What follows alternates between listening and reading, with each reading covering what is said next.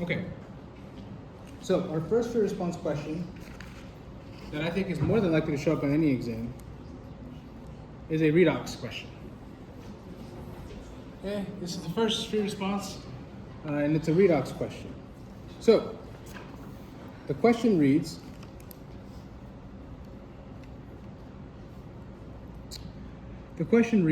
we have a chemical equation that's Cr2O7 2 minus aqueous plus SO3 2 minus aqueous gives us 2Cr3 plus SO4 2 minus aqueous.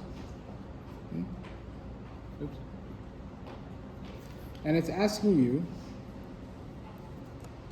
to solve various things about this equation. Okay? So, part A is asking you, can you identify which element is being oxidized, which one is being reduced? The answer here is you have to look for the oxidation numbers of the various elements. Okay? So, first things first, the thing you want to look for is, are there any lone elements or any lone ions? In this case, you see there's one. It's this guy. What is the charge of that one ion? It's +3, right? So the oxidation number of this whole thing is +3. Then you want to go over here, and because this chromium is a +3, let's just check. Maybe this chromium is something different, right? So the way you would do this is there's a few rules with oxidation. The first one being that all oxygens are -2. Okay? But in this whole molecule, how many oxygens are there? Well, there's 7 of them, right? So there's actually 7 -2s. The other rule of oxidation numbers is that the total charge of the ion, which in this case is -2, whatever charge is of the total ion is the total oxidation number of that same molecule. So we can set all these numbers equal to -2. Right, because all the oxidation numbers of the individual atoms can be added to give you this -2, because that is the total oxidation number of this ion. Okay? And then because there's 2 chromiums, you're trying to find X, right? You're trying to find the oxidation number for 1 chromium. So, but there's 2 of them. So this is the mathematical expression that you need to write. Okay, so this is chromium or dichromium. All right, does that make sense so far? Yeah. Okay. Sorry, don't know what happened there.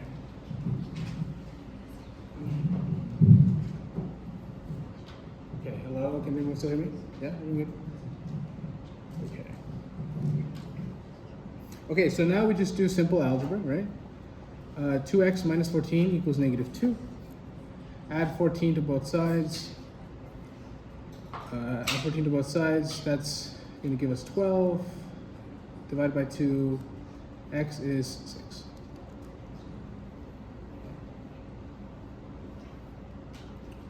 Okay, so now we compare both oxidation numbers. So clearly chromium has changed. Therefore, there has been some sort of redox reaction. But the question is this reducing or is it oxidizing? And so I like to think of, or I always go back to this guy, this mnemonic device called oil rig. Right? Oil rig stands for oxidation. So the O is losing electrons. And reduction, the R, is gaining electrons. Okay? And so now we're going to apply this to what we just found. Well, our chromium here has a +6, but then it becomes a +3. The question is, what's happening? Well, how do you go from a really positive thing to a slightly less positive thing? Well, you have to add some negatives in there, right? Specifically, you add -3 to go from +6 to +3. Okay? And so what that tells us is, okay, then that chromium must be gaining electrons. Therefore, the chromium reaction, which I'll draw here, this is a reduction.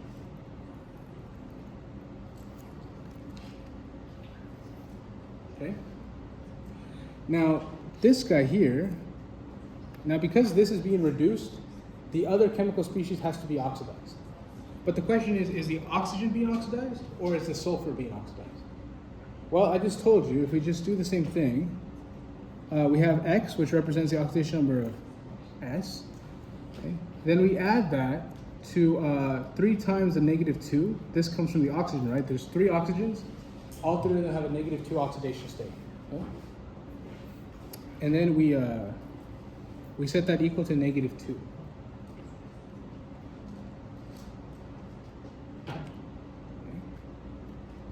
So then you add 6 to both sides. X equals +4. Okay, cool. And on this side we do the exact same thing. All right. So X plus this time it's going to be 4. Okay. Well, this is now X minus 8 equals -2. So you add 8 to both sides. X equals +6.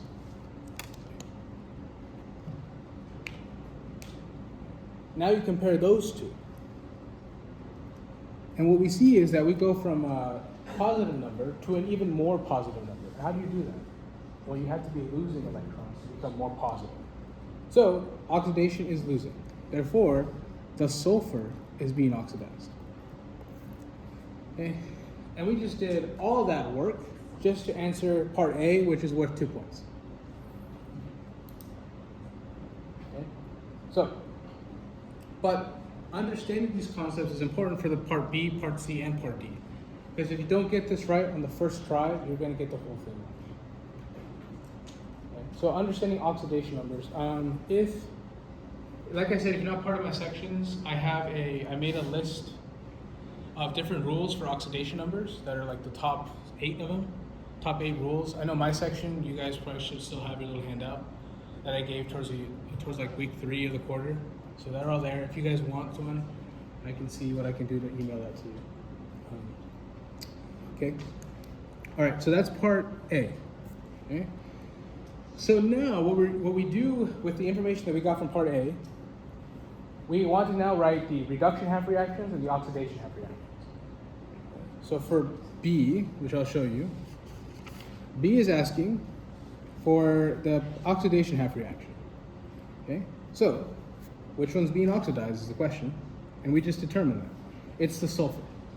So first of all, you just write down the 2 species that are involved in the reduction, or sorry, in this case, the oxidation. So you have your sulfite and your sulfate, okay? But we're gonna add more stuff to it. Okay? So step 1, for all redox reactions, you wanna first balance the atoms. Okay? So we want to first balance the atoms.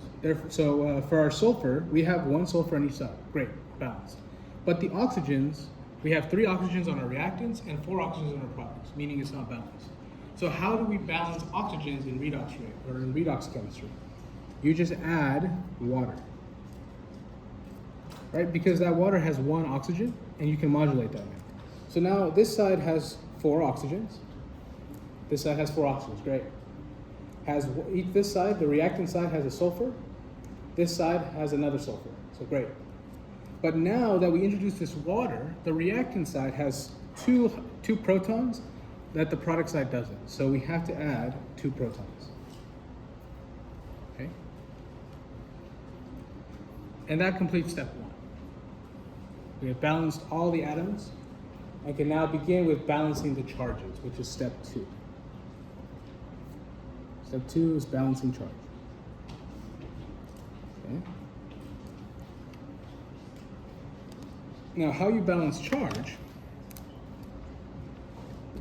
is, first of all, you want to find the total charge for the reactants and the total charge for the products. So, what I mean is, what's the charge of water? 0. What's the charge of this sulfite? -2. Now let's go to this side. What's the charge of my sulfate? minus 2. Am I charging my protons? Plus 2. Okay. And the reason why this is plus 2 is because there's 2 hydrogens. Or yeah, there's 2 protons. Therefore, this total species is plus 2. Okay. Now, you add them up. This becomes a minus 2. This becomes a 0. So now these two represent the total charge on each side of the arrow. So this is it. And then all you got to do then is to subtract the total charges, which in this case is just again minus 2. All you should care about is that absolute value. You don't care about that sign. The sign doesn't tell you anything. What you care about is the number. So that number is 2. Therefore, we're going to add 2 electrons to the most positive side. Okay. Now, all you got to do is go back here. Which one's the most positive side? The one with the 0. So, we add 2 electrons here.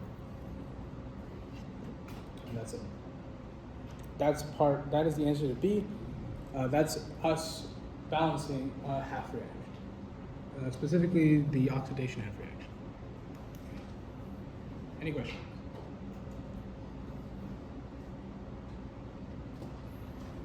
Okay. So now we're going to do the exact same thing for part C.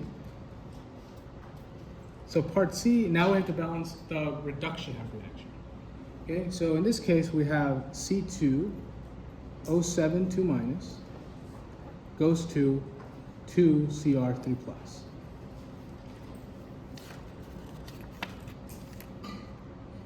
Okay, we're going to run out of space here. All right. So we do the exact same thing. We balance, first, you balance atoms. All right, so the things that I see need balancing the most is that oxygen. So first of all, we have 2 chromiums. So this is not a C, that's a chromium. We have 2 chromiums. Great, perfect. But now we have too many oxygens on the reactant side, so we add 7 waters. Okay. But then that also tells us that those 7 waters now add 14 protons to this side.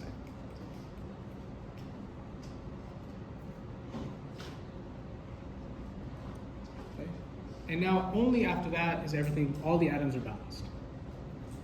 And then again, now we do the charge again. Charge balance. Okay. So what is the total charge of this equation? We got 14 plus. What is this? 2 minus. Okay. Total charge of this guy, plus 6, 0. So the total charge on this equation is 6. This one is 12. All right, so those are the total charges on both sides of the equations, 12 and 6. Then all you got to do is subtract the totals. You're going to get 6. Which is perfect. Because now we want 6 electrons to most positive side. Which one's that? The reactants. And voila. You just did B and C for this problem. Okay. I do want to mention that something to look forward to, something to look to when you're trying to check your answer is seeing if naturally if the number of electrons, sorry, not the number, but if the electrons appear on different sides for reduction and oxidation. So here the oxidation appears on the product side and the reduction then appears on the reactant side. So that's a good way to check if you're doing the problem correctly.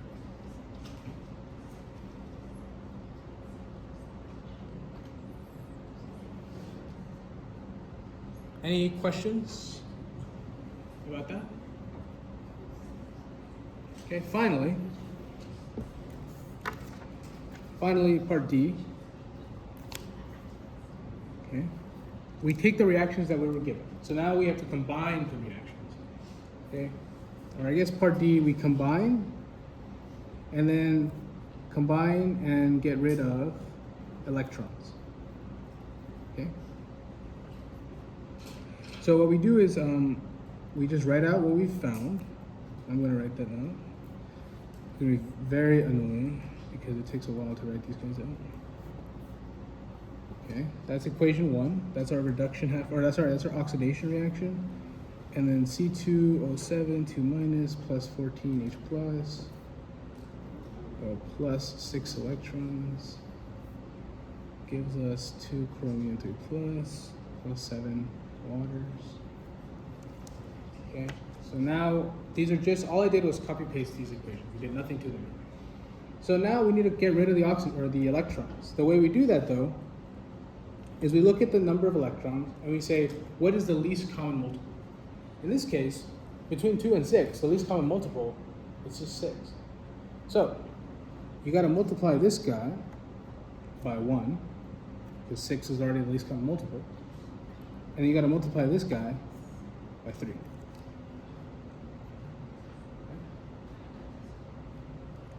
And just for the sake of doing it, that's going to give us this equation.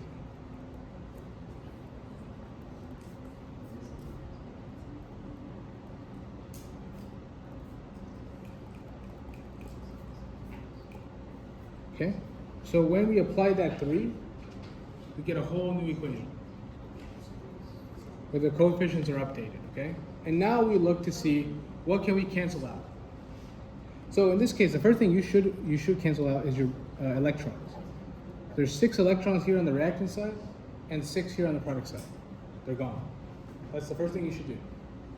Next, you check to make sure that there isn't other things that are the same on both sides.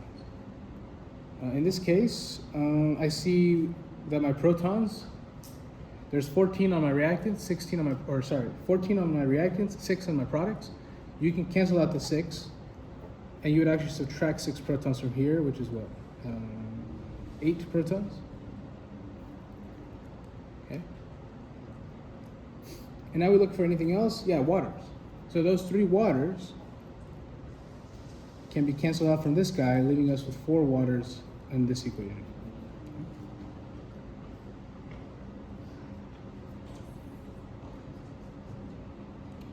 Any questions about these next few steps? And then all we got to do after that is we can combine everything. So all the reactants combine, all products combine. So we get water. Nope, not that water. We get Cr2O7 2 minus plus 8 protons plus 3SO3 2 minus. Then you get 3SO4 2 minus plus 2 chromium 3 pluses plus 4 waters. Oh. And that's all you're doing is combining the reactants and the products into one single equation. That's all you're doing.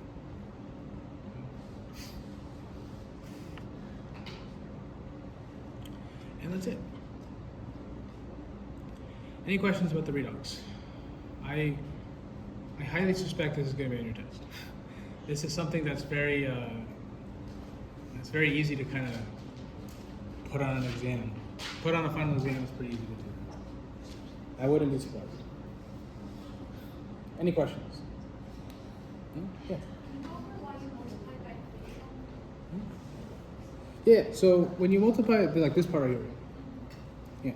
So this multiplication by 3, the reason why is your main focus at this point is to cancel out the electrons. So you want to find the least common multiple between the 2 numbers of electrons. So this equation had them at 6 electrons, and this one had them at 2. So how do you know, what's the least common multiple between 6 and 2? It's 6. So you want to get that 2 to 6. Any other questions? Okay, cool. All right, so 27.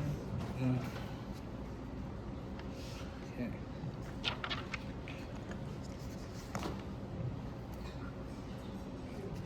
All right, 27 is a gas equation problem.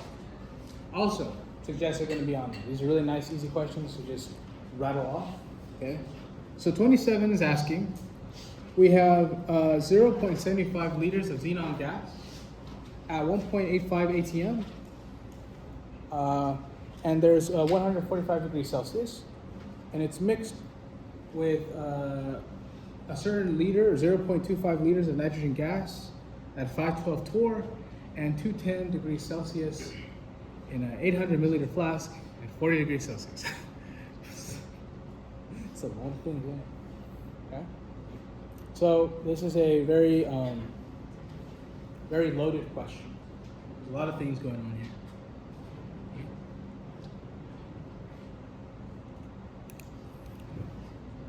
So part A is we're gonna go over.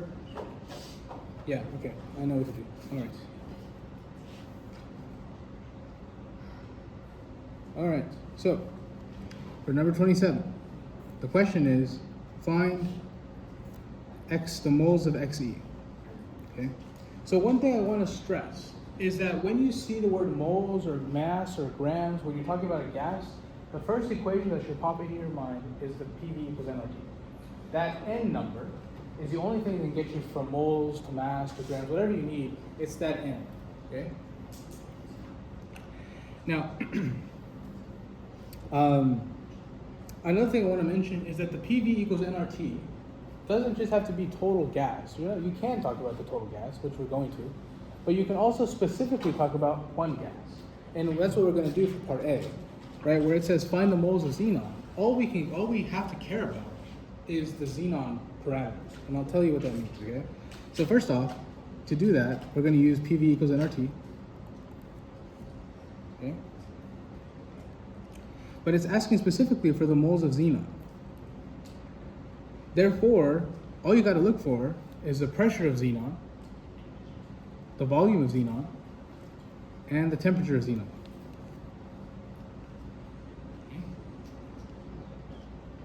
So in the problem, they give us that there is 0.75 liters of xenon gas, so that's my volume. They are at a pressure of 1.85 atm, and it's at a temperature of 145 degrees Celsius. Okay. All these different parameters pertain solely to my xenon, and you can read that again in the question. It's right here, right? It's this whole little section. It belongs solely to the xenon. Okay. And I will use that information to inform what's going to happen next. Okay. Pressure has to be in atm, which is great, because it is, and we don't have to convert anything. Volume has to be in liters. In this case, they give us, they already give it to us in liters, which is amazing. We're looking for the moles of xenon, so that's going to be N, okay? R is always going to be, it's the universal gas constant. That's going to be 0.8206 liters atm over moles Kelvin. So that also kind of helps. If you forget what units to use, the gas constant tells you exactly which units to use. Liters, atmospheres, moles, Kelvin. And finally, this 145 degrees centigrade, or Celsius, you add 273.15 to make it Kelvin. What I suggest at this point in the course, every time you see a temperature, convert it to Kelvin. Don't even think about it, just do it. Okay? You get 418.15 Kelvin. Okay? And you just plug that guy in there. Okay? From here, you just do algebra, simple algebra. And you get that the moles of xenon equals 0.0404 moles.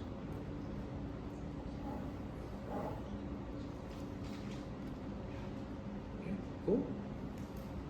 Any questions about this? Okay.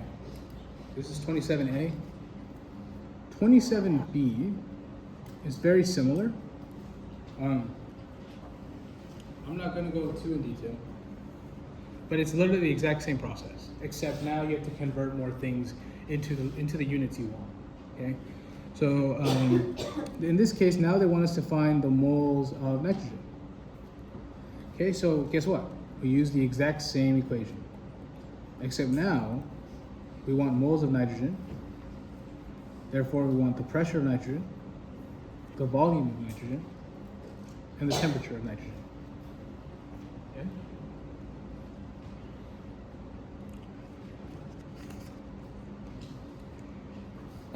And then from your problem here, you see that nitrogen represents this unit, this little patch of information there. this guy and that guy up here. Okay? So it already gives it to, this question gives us a lot of answers already. So the volume of nitrogen is 0.25 liters, which is great, it's in liters. The pressure of nitrogen, the pressure of nitrogen is in 512 torr, which is not in the atmosphere. So we have to convert that into atmospheres. To do that, you multiply this by the ratio that 1 atmosphere is equal to 760 torr. That's going to give you an answer. Okay. Let's see what else is here. Oh, and then it gives you the temperature, which is 210 degrees Celsius, which, as I said before, and every time you see a temperature at this point, make it a Kelvin. Okay, so 273.15 equals something. Let's do these calculations really quick. So the pressure in ATM is 0.6737 ATM. And then the temperature is 210 plus 273, is 48315. Okay. Now this is also one of the things I haven't checked, and I should have looked actually when I had the break, is I don't know what Farahat's going to give you. So I don't know the units. I don't know if he's going to give you that 760 torr is equal to 1 ATM. So that's there? Yeah, you checked? Okay, cool. Cool. Yeah. Okay. Well, then that's there. That's great. Good news. But yeah, knowing that you need to go to ATM is the really crucial part here. Okay, so now all we've got to do is just fill in the areas. We got 0.7637. Volume is 0.250. Our moles of N2, are just moles of N2. Again, we do the gas constant, and then the temperature is, 483.15.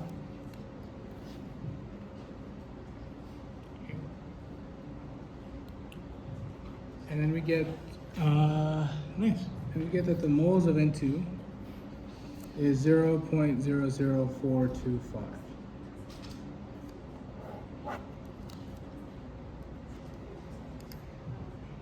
Okay. So this is literally the exact same setup as part A. Part A. It's just now you have to convert more stuff. Is really what happens.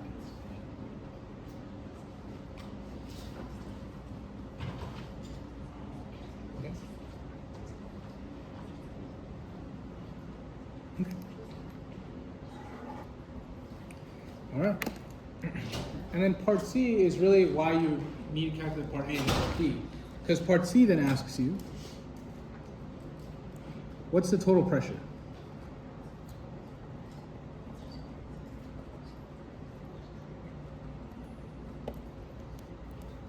So from here, you know how in part A and part B, we were doing the pressure of nitrogen, volume of nitrogen, or pressure of xenon, volume of xenon. Now, we actually want the total.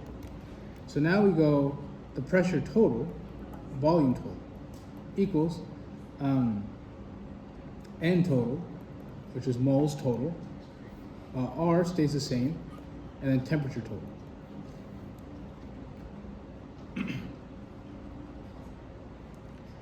Okay.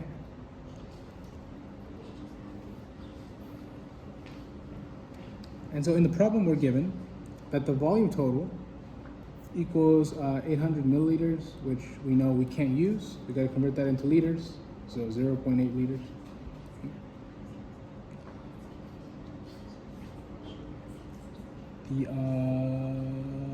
Okay, so they give you the temperature total, which is 40 degrees Celsius, so 273 again. I think it's like 310. I might have missed this one. 273. Yeah, okay. So 313.15 Kelvin. Okay.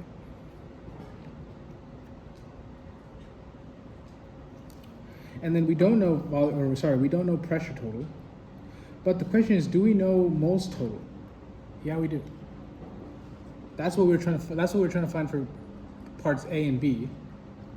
we now know moles total is this. This is the xenon, and that is my nitrogen.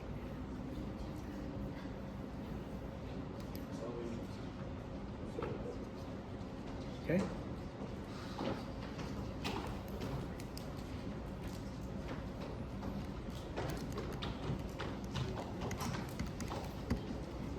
Cool. So that's going to give us 0.04465 moles total. Okay. And so from here, you just plug everything else in. So we don't know pressure total. I'm going to do it a little physics way here. All right, so I'm going to divide by the volume total, which is what, 0.8 liters. Okay. This becomes 0.08206, and this is 313.15.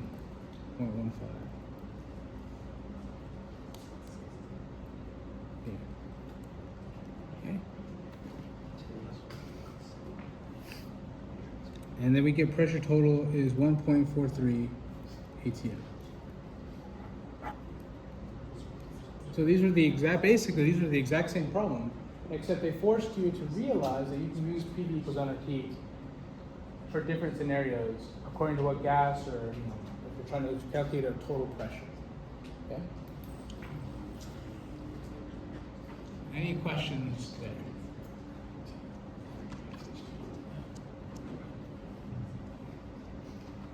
I think the biggest challenge with gas laws is trying to pick out your conditions, right? Like, okay, this gas exists in this condition, and that condition, and trying to differentiate that between another gas's parameters. Okay, so that's, I think, the biggest challenge about gas laws is this. Okay. All right.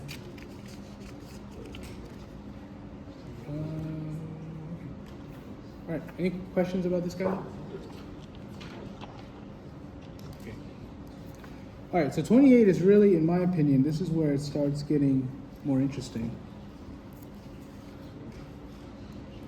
Okay, so 28 now is actually you getting tested on equilibrium. And I think, if I'm being honest, I'm pretty sure a good chunk of your test is going to be based on what you learned in the past 2 weeks. Okay, so question number 28 reads, you consider the chemistry of magnesium hydroxide and a solution of ammonium chloride and ammonia. Okay? And they give you some equilibrium constants. And so the first question, part A, is they want you to write equations for both the solubility reaction and the acid-base reaction with ammonia. Okay? So this shouldn't be too bad. Okay, so part A, they're looking for magnesium hydroxide dissolves into aqueous ions. Okay? So, magnesium hydroxide, that's a solid. Okay? The way you can tell that it's a solid, that you want to do, it's called a KSP reaction, is you literally look for the KSP, which is right here, it's given, it's right there. So that's what you guys learned about, like, on Monday, I think, or sorry, Tuesday. Okay. So you start off with a solid, magnesium hydroxide. You set an equilibrium of magnesium plus 2 hydroxide minuses, right? Because that's you trying to balance that equation. And so this is the solubility reaction that's going on. Make sure you guys put your states, because that's something that they can ding you on for sure. Okay. Now what's the equilibrium expression? Well, KSP is now what we're trying to consider. So KSP, this is the product constant. This is the solubility product constant.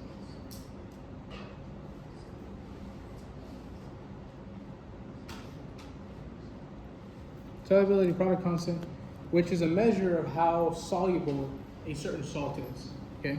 So KSP is what we're trying to determine here. KSP is made up of magnesium concentration multiplied by our hydroxide concentration squared, right? Because that coefficient manifests itself squared. Okay. What else do I want to mention about this? And then I want you guys to pay attention to the fact that all Ks, no matter where they are always going to be products over reactants. Okay? And in this case, we don't have reactants because it's a solid. So everything just kind of fits, figures itself out. Whenever you're dealing with a KSP, it'll always look like this. Okay? Okay. 28, I don't know, 8.2. Now it's asking for NH3 hydrolyzing as a base in water. Okay? So whenever you see something hydrolyzing, it means it's going to react with water. And so this is actually the equations we see a lot of times where you have ammonia and you react it with water. Okay? The question is, what happens? Well, if ammonia is a base, what do bases do? Okay? Bases, they accept protons. And acids release protons. So, if this is a base, it's going to accept a proton, but from what? From water. Okay? So, that proton is going to hop on and it's going to form NH4 plus. And then it's going to be hydroxide minus. So that is a full reaction, and this is an acid-base equation that you've probably seen before. But that's where this all kind of comes from, and definitely they could test you on this. And so finally, this is something that you should, this is something that you should pay attention to. But what do you solve for this K, right? The question is, what K is this? Is it a Ka or a Kb? Because of this base, or you can either look at this first reactant, or you can look at what's being produced. This has to be a base. This is a Kb reaction. And so this is something people get wrong a lot. I see a lot of people get messed up, especially on exam 2. This is a really, really big thing. Is that Kbs and Kas represent what this initial reactant is or what product it's producing. So if it's producing a hydroxide, it's a base. If it's producing H3O+, it's an acid. Okay, and you use Ka. In this case, Kb. Okay. So again, products over reactants, nothing too crazy. Okay. Right. And you don't include water because that's a liquid. It's a liquid, but everything else is aqueous, and it's very good. Okay.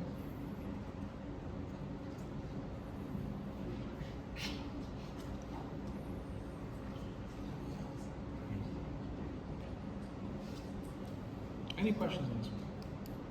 Yeah. Can you repeat why you know it's KB? Why? How do I know it's Kb? Yeah. So 2 options. You can either look at this initial reactant and recognize this as a base, or you can look at this guy here, the product. You only have 2 options. Is it an OH that's produced or a H3O+ that's produced? If it's OH, that's a Kb. If it's H3O+, it's a Ka. Or like on the exam, right? The thing they wanted you to look at was like something similar to like this, where you had a positive sign. Okay? Where you had a positive sign. A positive sign, all positives are acids. So if you're a positive, you're an acid. If you're a negative, you're a base. Okay? And so, if this is a plus, then you know that has to be an acid. And that's just another way to kind of determine that. So it all kind of curls in on itself. But cool. Is that the only way that you know if it's KB or K? Like, are there any other compounds that would be like KB or K? You mean like? I guess I think I see what you're saying. What I would say is that to me, like 100% sure, right? Because this ammonia doesn't have a charge, so you can't use that charge route, right? I think the best way to tell is to look at the product. What does it make? If it makes a base, it's KB. If it's an H2O plus, it's an acid, or it's K. Like if anything just starts with H, then it's an acid. But then if it's like OH, then it's a base. Okay, so, yeah, sometimes. There's a very big exception. For most of the time, yes. The big exception, though, is if you're looking at something like this.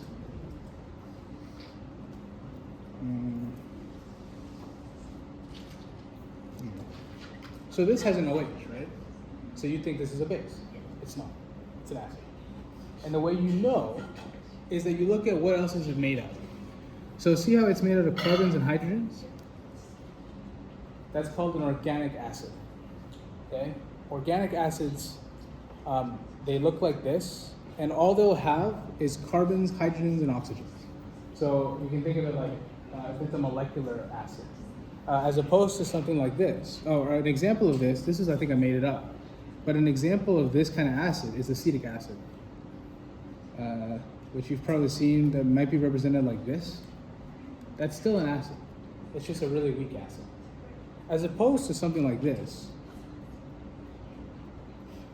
magnesium hydroxide. Okay, magnesium hydroxide does not have carbon, does not have hydrogen, it does have oxygen, but it's part of this. It needs to have carbon and hydrogen. In this case, this is an inorganic acid.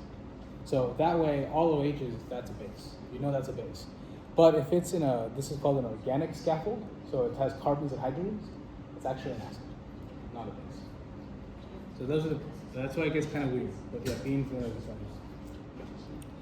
this can also include nitrogens, by the way. So if a nitrogen is in there somewhere, that's still technically an organic acid. But you need to have all of them, not just like if it's just one nitrogen. You need to have carbon, hydrogens, and nitrogens. Or carbon, hydrogens, and oxygens. So it's just best to look at like the reactive states and look at the charge. I think so. That'd be cool. Yeah.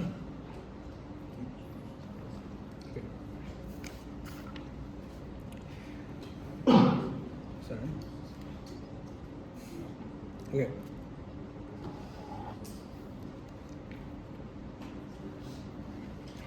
All right, 28B is now where we start getting into what you guys have been learning for the past 2 weeks. All right, so part B reads,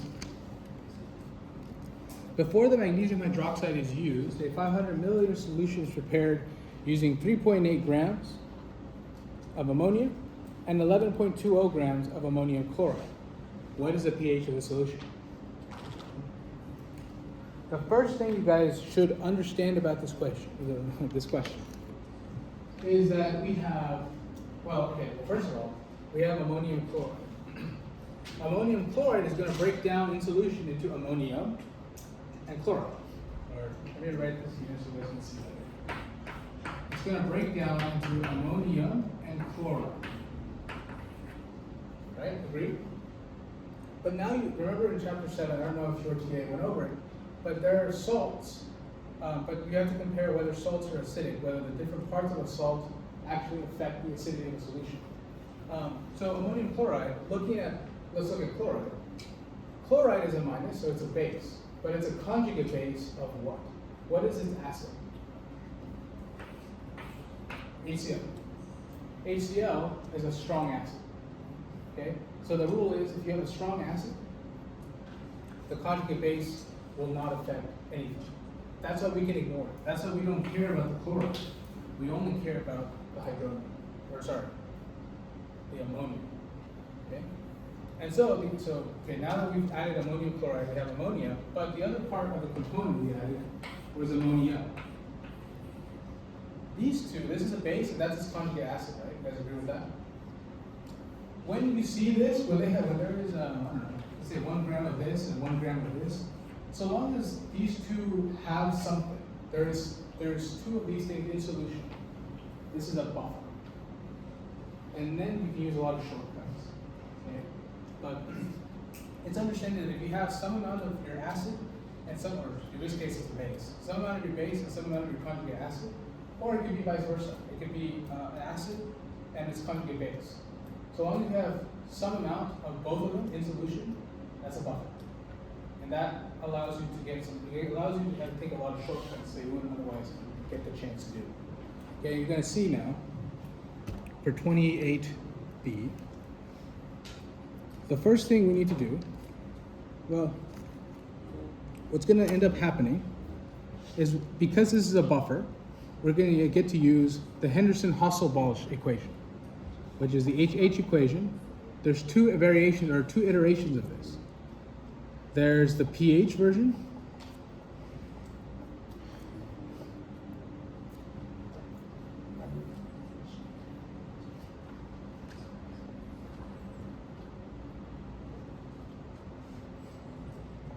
Okay. There's the pH version. This is the most popular one. We use this a lot. And then there's also the POH version.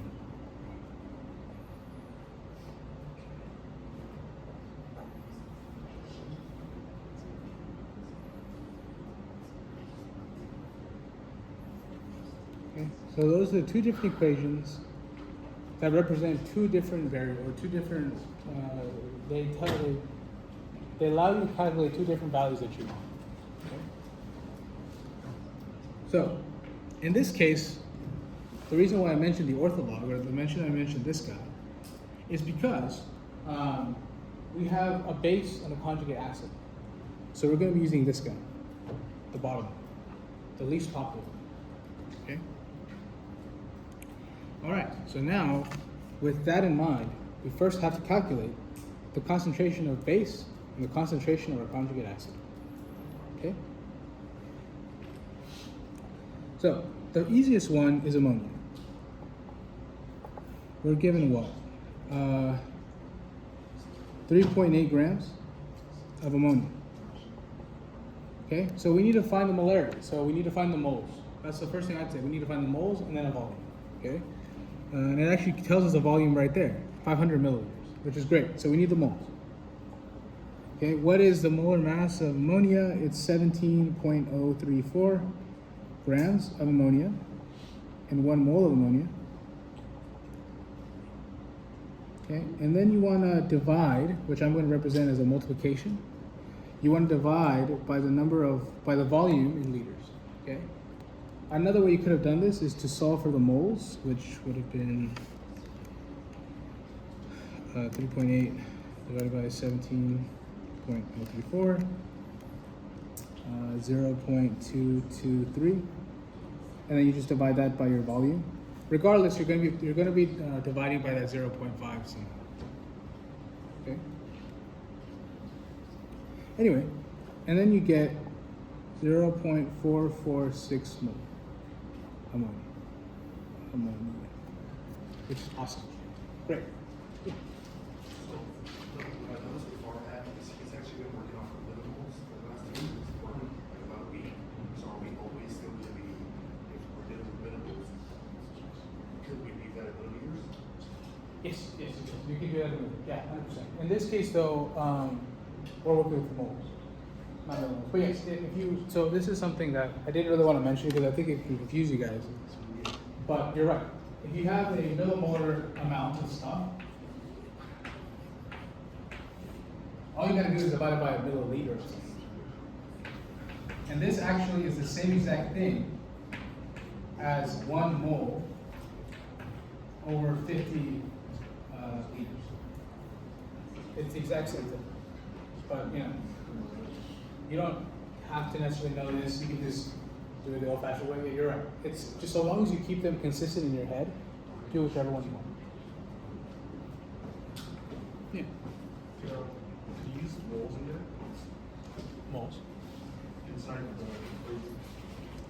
Yes, in this case you can because the volumes are the same, but only if the volumes are the same. But that's a whole layer of complexity. At that point, I would just might as well do it into molarity. But it's definitely works. Yeah. Do you know that you need to find the pH because of part A? Or like why? The reason why, or the reason like how I think about this, is that POH right here. It's because I want So the long way of doing this would be an ice table. I'd find these molarities, and I do an ice table. I solve for X, which would be my concentration of OH.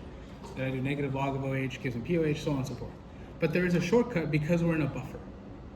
You can use these equations, which I'm going to use because they're shortcuts. They take much less time. The question, though, is you have to identify what you're working with. You're not working with an acid and its conjugate base. You're working with a base and its conjugate acid. Therefore, you're kind of stuck working with POH. It's like, I kind of want to use the shortcut, but I can't use this shortcut. What question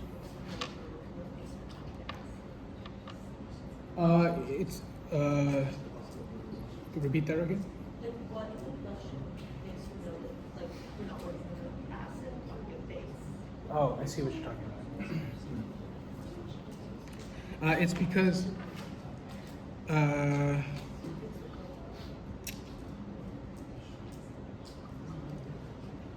okay, so, yes, you can.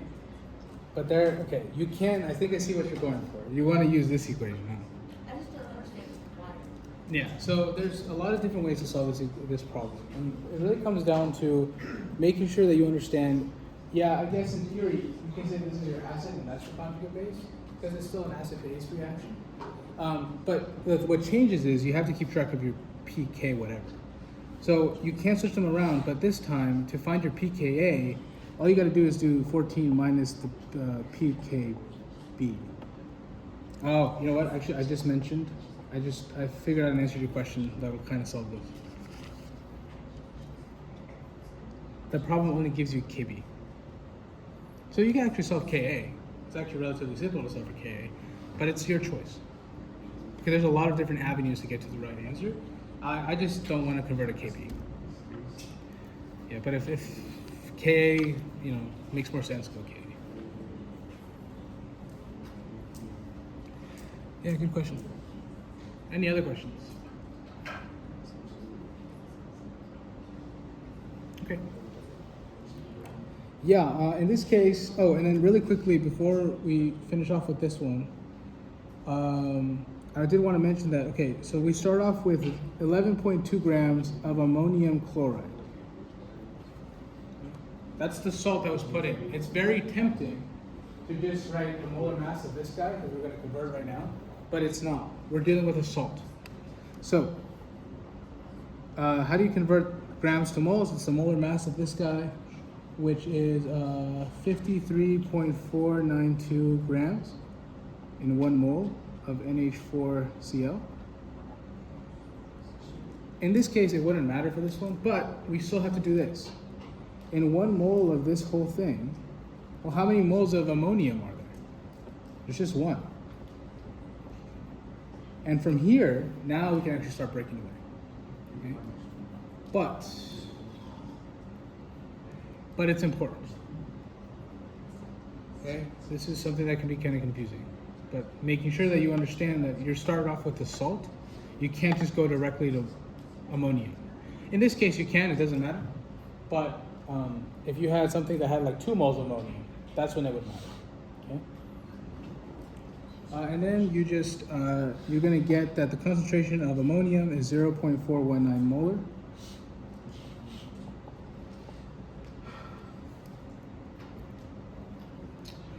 Then you just plug stuff in. There's my base. This is my conjugate acid.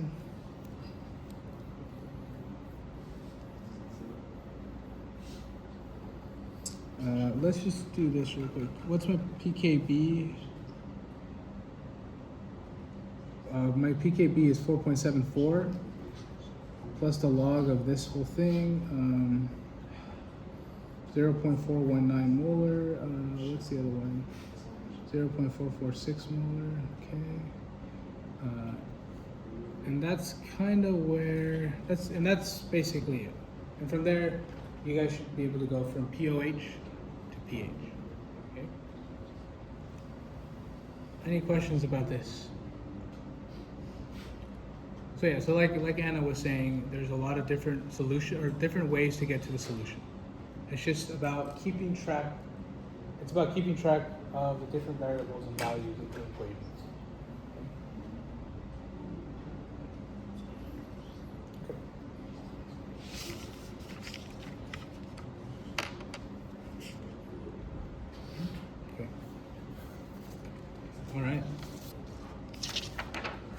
right, 28C.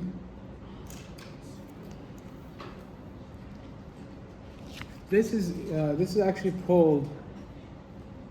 This is pulled directly from chapter 8. This is not talking about solubility, which is something that you learned this week. Okay, I'm assuming, probably. So in this case, it reads, in a different solution of ammonia and ammonium chloride, that's actually at a pH of 10.5, you want to calculate the molar solubility. So, this is, of course, this is the work, and we're going to get to that.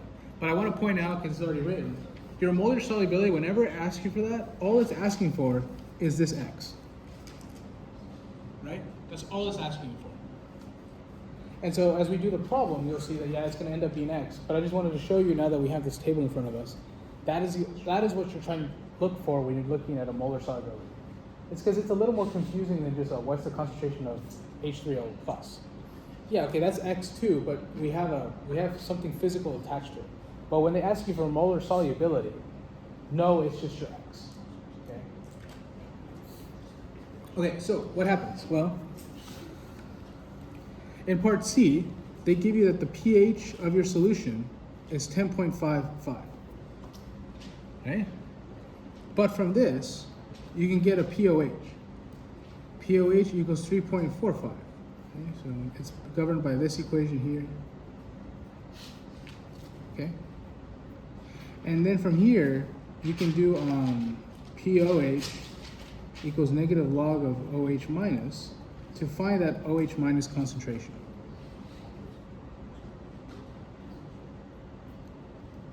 So it's going to end up being 3.45. It's going to end up 10 to the power of negative 3.45 equals the concentration of hydroxide, which is then equal to 3.55 times 10 to the negative fourth molar. Okay. I'll try that, and I'll explain why we were getting this in the first place. All right. So, the reason why we're getting this in the first place, and I should have actually said this first, is because we need to look at the equation, right? So it's talking about the molar solubility for magnesium hydroxide. So we start off with just writing down the equation. What's going on? Okay. Magnesium hydroxide breaks up into magnesium 2 plus and 2 OH minus ions. Okay. And then we make an ice table, because we're trying to find that X, remember? That's what we're trying to find. We're trying to find the equilibrium concentration of magnesium. Okay? Of course, this doesn't matter. But the reason why we're doing this whole little concentration of hydroxide thing in the first place is because we need to establish the initial concentrations of both of these species. So, as magnesium, so the initial, right before magnesium starts breaking up, there's going to be 0 magnesium, right? And there should be 0 hydroxide. However, because we're already in a solution that's participating in acid-base chemistry, we already have a concentration of hydroxide in there, right? So the concentration of hydroxide we found up here. That's this pH. So the concentration of hydroxide is 3.55 times 10 to the negative fourth molar. Okay? Does my explanation make sense there? Yeah? Yes? Okay. All right. But, so basically, the reason why we do this in the first place is just because because the solution already is at a certain pH, right? That means that there's a certain concentration of hydroxides in there. This is basically the common ion effect. That's what's going on. Is that because this is already at a certain pH, there's a certain number of OH, or there's a certain concentration of OH already in solution. And so when this magnesium hydroxide is introduced, it's going to dissolve already with there being hydroxide in your solution, right? And we got that from this pH of 10 that we were told. Okay, so now with our ice table, we add X here, and then we add 2X here, right? Because of that coefficient. This becomes X, and this is 3.55 times 10 to the negative fourth plus 2X.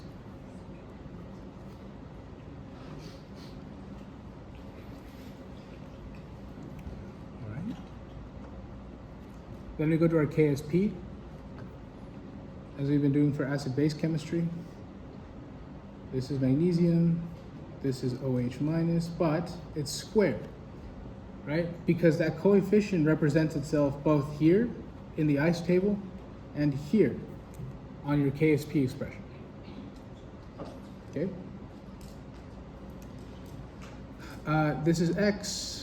This becomes, again, 3.55 times 10 to the negative fourth plus 2X. What's my KSP here? My KSP given in the problem is 5.6 times 10 to the negative 12. Okay. Oops, forgot my squared. Okay. And now, because that KSP is so small, you can use the X's small approximation. Because no matter what that X is, it's going to be very small, and it's not going to make a big difference to this number here. So what we can do is just say X is approx, and you validate it the same way, by the way. And so now we get that X times 3.55 times 10 to the negative fourth squared equals my KSP.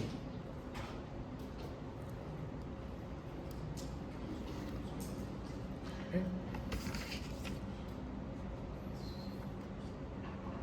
And we get that X equals 4.54 times 10 to the negative fifth mole per liter. Okay. And so this is a good time also to tell you that molar solubility is actually a measure of how soluble your salt is. Because it's literally saying this is how many moles of this salt dissolve per liter of solution, which is extremely, extremely tiny. And that makes sense because it's a sparingly soluble salt. So, okay. Any questions about these guys? Cool. All right. 29, we can kind of go over relatively quickly. Okay, we can go over relatively quickly.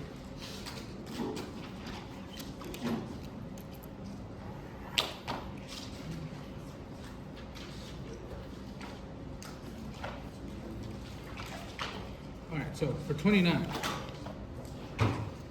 29 is actually worth 11 points, and it's a really simple problem. Oh, question? You said you were recording this review session. Yeah, I should be. Yeah, Where will it be posted? YouTube.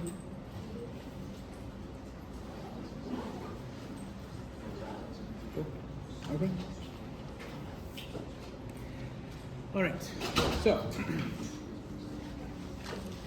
for question number 29, all we're asked to find is the empirical formula for eucalyptol, which is actually really cool. I have worked with that compound before. That's really cool. Okay, so to find the empirical formula, this is 29. All you got to do is find the moles of everything. So they give you that you have 2.46 grams of carbon, 0.373 grams of hydrogen, and 0.329 grams of oxygen. Okay? So this is what they're going to give you in an empirical formula problem. They're going to give you grams, and from here you have to find the moles of every element. Okay? So the molar mass of carbon is 12.0 grams per mole. For hydrogen is 1.0079 grams per 1 mole. And then for oxygen it's 16 grams per 1 mole. Okay?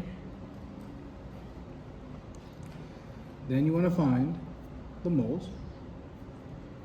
You get 0.205 moles, 0.370 moles, and 0.0206 moles. Okay? Now all you want to do here is look at which one's the smallest. You want to divide all these moles by whichever one is the smallest mole there. In this case, you can see that it's oxygen. So you divide everything by this. 0.0206. Oops. Okay. And you should get a ratio. From here, you got that this equals 10. Okay. This equals 18. And that equals 1.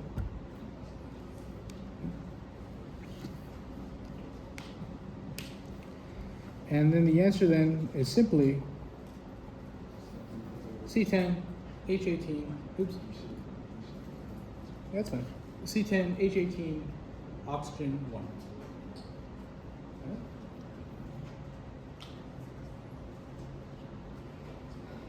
This is actually worth 11 points. That's actually a decent amount of points. So, not bad. Yeah. Sometimes like we get decimals and like we're allowed to like round it. How close can we round? Like, what's that interval? Cool. Like, That's a slippery question. Because I wouldn't say there is a cutoff that is strictly done. I would say though, like, if you're given, okay, like let's say you get 10.3 or 10.25 or 10.5, you should be able to recognize that you don't need to round these. You can actually multiply them by a certain number to get integers again. is there a rule for that? Like a shortcut? Oh, not really. Not really. I would say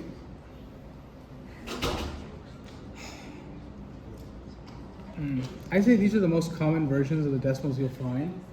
But you know, 10, if it's like 10.8, 10.8 is 4/5. So you can multiply by 4/5.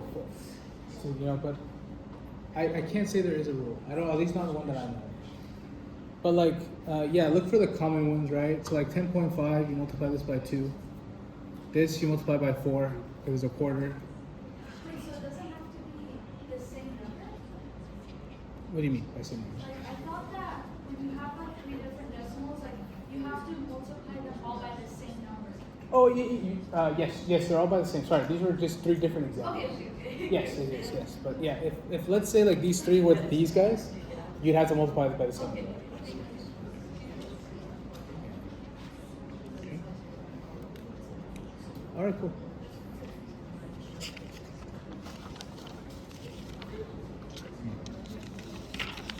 Okay. All right.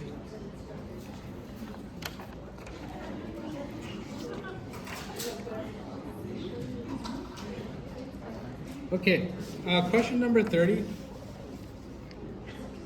Question number 30 is worth the most amount of points on your exam. This is a titration-based question. This is something you learned right last week. But it's this stepwise process where they ask you, they tell you, okay, you have some amount of, in this case it was base. You add some strong acid at different volumes and see what happens to the pH. Okay? So, in this one, I'm going to go over 2 of them just because this question can be long. I already have, if you go on YouTube, I already have one question of this kind already on the discussion, week 8 discussion worksheet, which I highly suggest you watch. This is important.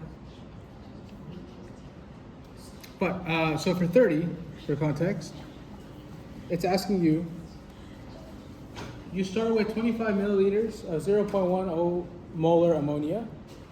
If we titrate this solution with 0.20 molar HCl, what is the pH of the solution? Yeah, what is the pH of the solution when adding different volumes of that HCl? Okay, so part A is asking, let's calculate the pH of the analyte before adding any HCl. So this is just the pH of ammonia. Let's build you're just trying to find the pH of ammonia, okay? Okay, so question 30A. Find pH of ammonia solution without HCl added. Okay. This is easy points. This is chapter 7. Okay? This is not necessarily difficult. What's happening here, right, is number 1, at this point in the class, the first thing you should do is write reactions as to what's going on. The first reaction, or the reactions going on here, is you have ammonia, right? That reacts with water to form ammonium plus hydroxide. Okay? That's what's going on when ammonia is introduced into the solution. Okay. Now, once we've established a reaction, we can actually do the ice table. So, ice table that. Okay. So in the problem, we're given that the ammonia is at a 0.150 molar. Okay. This water doesn't matter because it's a liquid, which we should put the states. That's what I mean. And we have 0 concentration of this.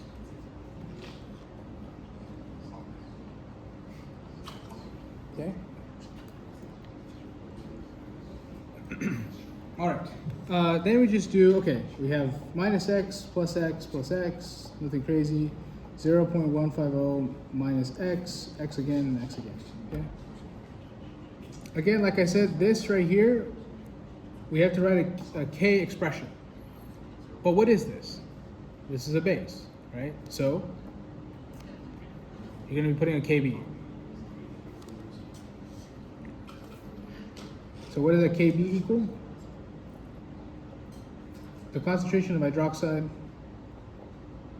the concentration of ammonium over NH3, which we can do x squared 0.150 minus x. Okay. This is just plugging in the different numbers we got from the ice table. We see that we can do x is small. X is small. Okay. The way we verify this is that Kb is 1.8 times 10 to the negative fifth. I got this from the problem like two problems before, so question 28. Okay, so Kb equals 1.8 times 10 to the negative fifth.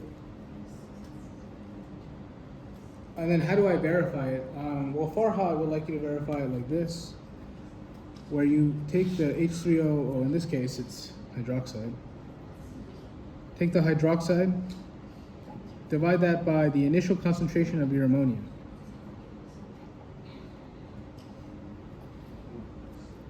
Multiply that by 100%, and then check if it's below 5%. Okay, this is called the 5% rule. Okay. The way I like to check of it, and it's really quick, is all you got to do is do the initial concentration of ammonia, divide that by your Kb, and check if it's over 100. So these two here are different steps, or these are two different ways to verify that you can approximate x as small. Farahat will probably be looking for this one. I can't say the same. I can't promise you that TAs are going to look at it and say, like, gonna look at this one and be like, oh, you should use this. But this is much faster, okay? Because this one, you have to actually solve for this, okay? For the 5% rule, but my rule, you just have to take the initial concentration of ammonia, divide that by your Kb, or you can, there's also this one. You can do the initial concentration of like HCl, for example, and divide that by Ka, and then compare that to 100 as well, right? Same thing, but that's a really quick way, at least my way, I think it's very quick to say that you can use x approx. All right? Okay, where were we? Okay, yeah. Okay, so at the end of it all, we get that 1.5 times 10 to the negative fifth equals x squared divided by 0.150, and then x. X is equal to the hydroxide concentration, which is also equal to now to 0.016 molar. Okay. And now, because you have that OH concentration, you've got to find your POH. Okay. And then POH equals 2.5. So then the pH equals 11.2. Okay. And the way I did that is through this thing. So 14 equals POH plus pH.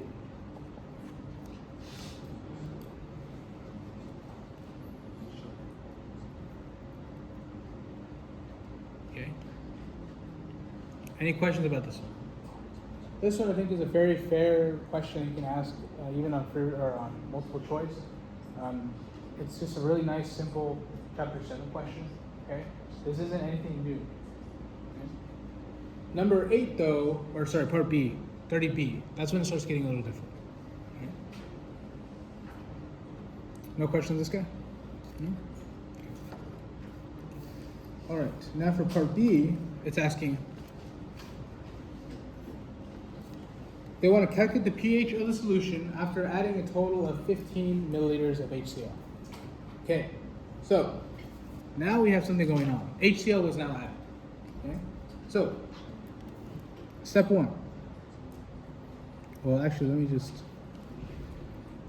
me write down what's actually happening. So 15 milliliters of 0.2 molar HCl added to 25 milliliters of 0.150 molar ammonia. So I'll let you guys write that down. So that's basically what's happening. This is the condition on which what's happening. Okay? So we're finally adding something to titrate our solutions. Okay, so from here, step 1. In all of these kind of problems, in your buffer problems or titration problems, step 1 and step 2 are identical. Step 1, you want to find the moles of everything. Find moles. Make neutralization reaction.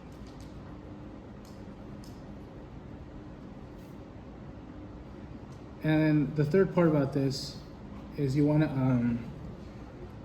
make a before, during, after table. Okay? So these 3 things have to happen in the first step. Okay? So let's take them one at a time. So for my moles, we got to do 15 milliliters. Well, so let's first start with my HCl, sorry. Take my 15 milliliters, multiply that by 0.2 moles of HCl, and 1,000 milliliters. For those of you guys who are not in my section, I like writing it like this, where I do 15 milliliters. I don't like changing milliliters to liters. I like keeping everything in milliliters. So instead of putting 1 liter here on the bottom, I put 1,000 milliliters. But they mean the same thing. Okay? I guess if you guys don't believe me, another way you could do this is this. Same thing, but I like my milliliters. Okay? Anyway, we get a certain number of moles here. We get 3 millimoles. Okay.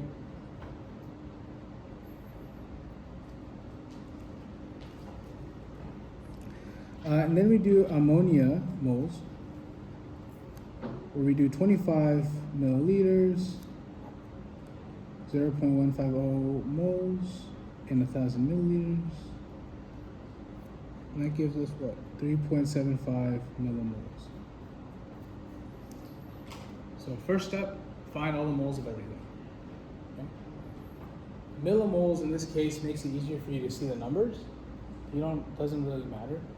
I will say it does make it easier to see the numbers in this case. But you can use moles if you want to, as long as you keep track of what's going on. All right, the next part, make the neutralization reaction. Okay? So now that we found our moles, we have to make a neutralization reaction. And what that means is, you're going to take your the thing that you're adding, so HCl. In this case, though, like we said, Cl doesn't matter, right? Because it's a strong. It is a very, very weak conjugate base of HCl. So we don't care about that Cl. All we care about is that H, the H3O+. Okay? So we get H3O+ from HCl plus, in this case, it's ammonia. Right? That's our base that was our base that we talked about at the beginning of the problem. And what does that give us? Well, what happens when we react an acid and a base? We get water. Okay? But we also get some conjugate acid. That's a 4, by the way. Okay? That's a neutralization reaction. Is you should always have water as a product. That should be the check.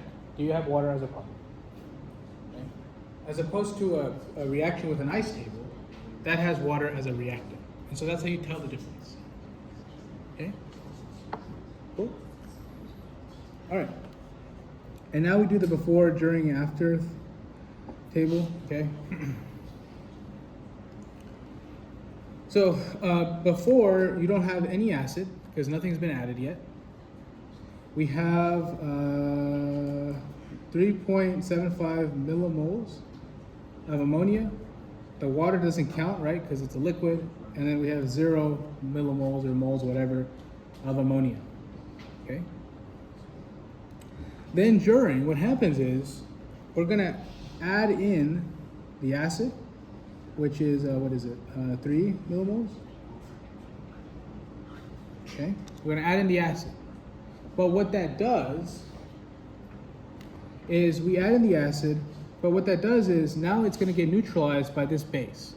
So adding that 3 millimoles is gonna get used up by this guy. Okay, so on this side, we're gonna subtract these two. Okay.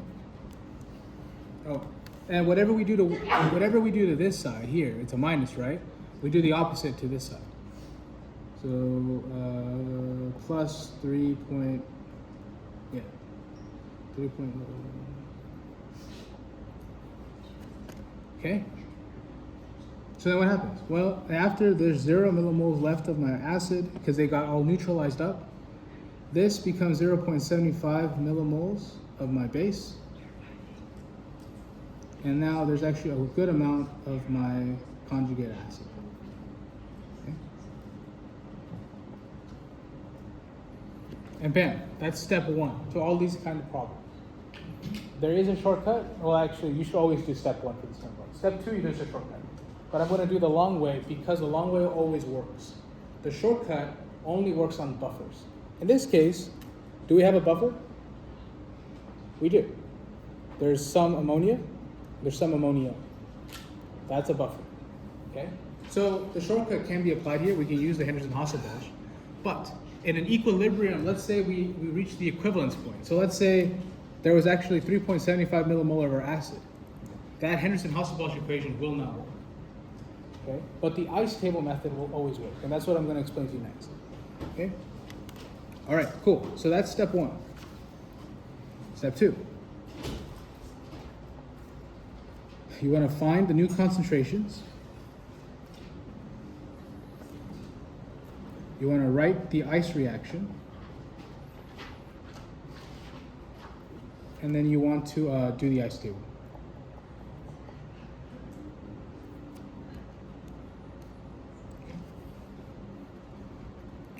All right, cool. So what happens here is we take, I don't know, choose whichever one, 0.75 millimole of ammonia. And we find the new concentration based on how much new volume is there, right?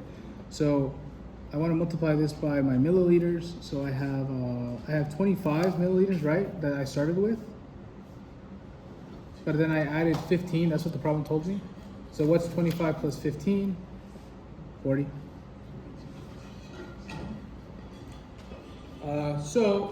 Here, since one is in millimoles and the other one is in milliliters, you can just straight up divide because that's the same thing as moles over liters. So 0.75 divided by 40 equals 0.01875. Okay. What's the other one? 3 millimoles. Ammonia times 140 ml. 0.075 molar. Okay? So at this case, or at this point, because you have a buffer, you can use the equation, you're done. But, like I said, we're gonna go the long way because at some points, especially because I just can't go over this whole problem in the time we have. But for part C, you won't be able to use that Henderson-Hasselbalch. Okay? All right, anyway, so now that we found the new concentrations, we have to write our ice reaction. Our ice reaction in this case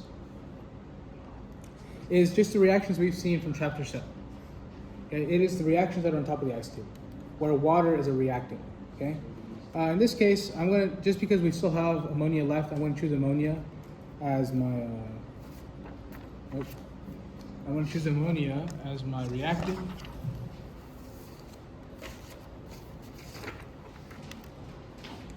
So I have ammonia plus water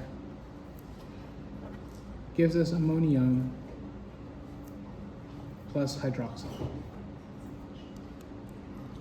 Okay?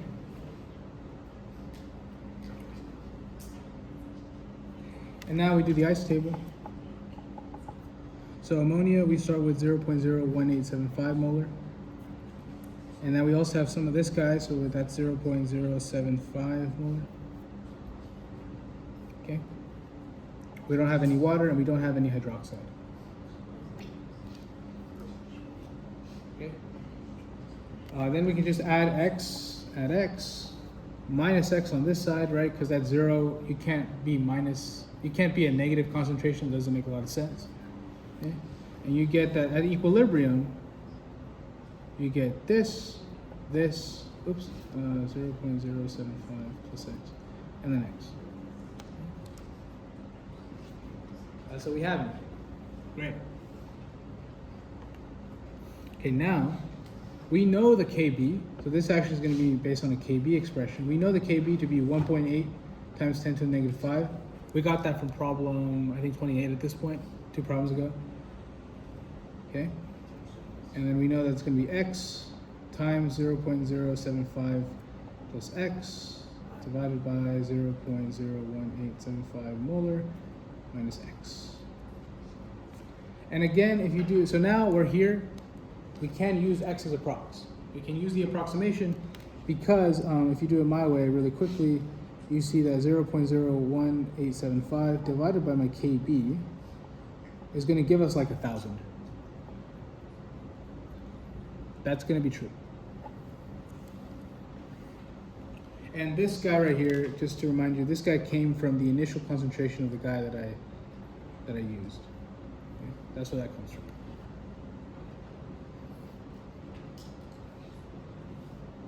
Okay, so that means we can do x as approximation for both. So at the end of the day, we're going to get this.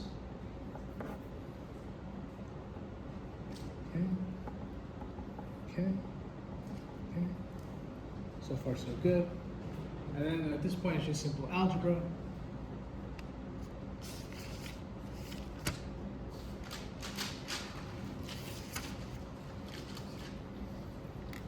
Where x equals, x equals something different. X equals the concentration of hydroxide, which I don't think I have on here. Or at least you can give it to me.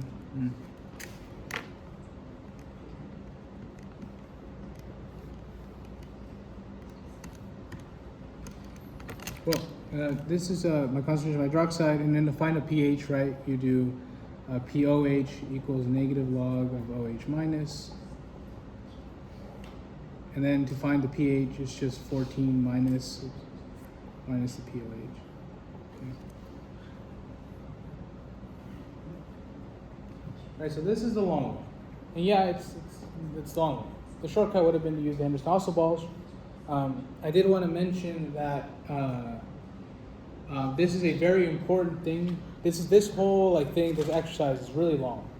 But if I'm being honest, I can guarantee you're going to be tested on it. Okay, I'm not going to go through this whole thing here just because it'll just take forever. But if you go on the YouTube, like I said, discussion worksheet 8 I went over 6 of these things. Okay, so they're there. They're there for you to watch. Because there is some different inconsistencies between when you get towards later parts of this problem that you should be aware of. I just can't go over them today. Okay. All right.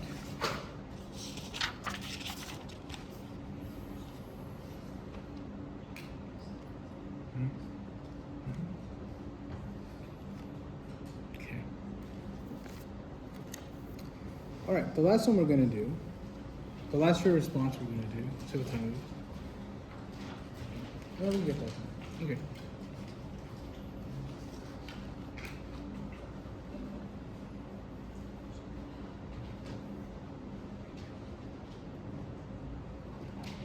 Okay, so number 31 is a limiting reactant problem. You guys remember that one? Limiting reactant problems. Okay, so limiting reactant problems, that's going to be question number 31.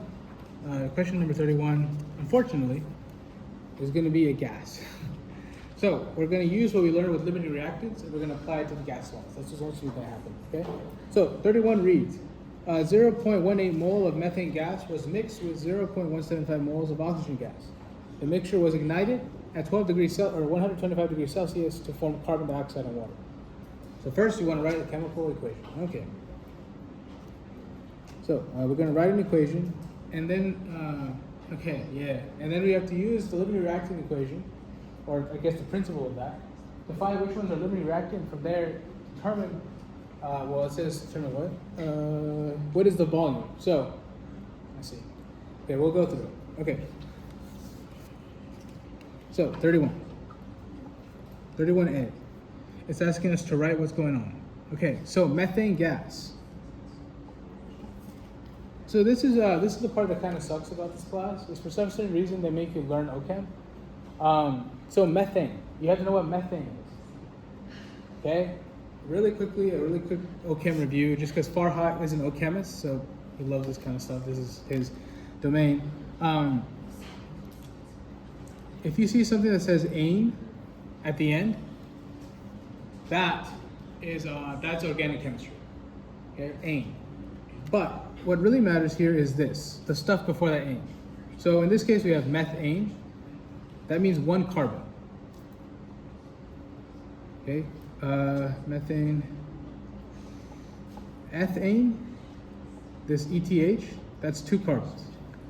Okay, propane, 3 carbons. So on and so forth. This is butane, 4 carbons. Butane, hexane,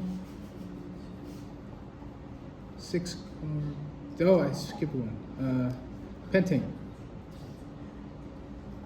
5 carbons, hexane,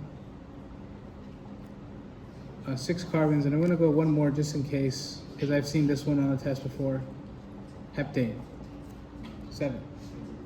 Yeah. Do we need to know all these? How many carbons there are for finding? Yeah, that's a good question. Yeah, you're not going to be given any sort of cheat sheet on the test. So it's hard to say. I don't know what Farahat's going to do. This is a totally valid thing, though. This is what you guys learned or supposed to learn, like in chapter 1, chapter 2. We've seen this before, so it's fair game. Do you want to waste time trying to memorize this? That's up to you. Would I? No. But like this question, if you didn't know what methane was, you wouldn't have been able to do this problem. Yeah.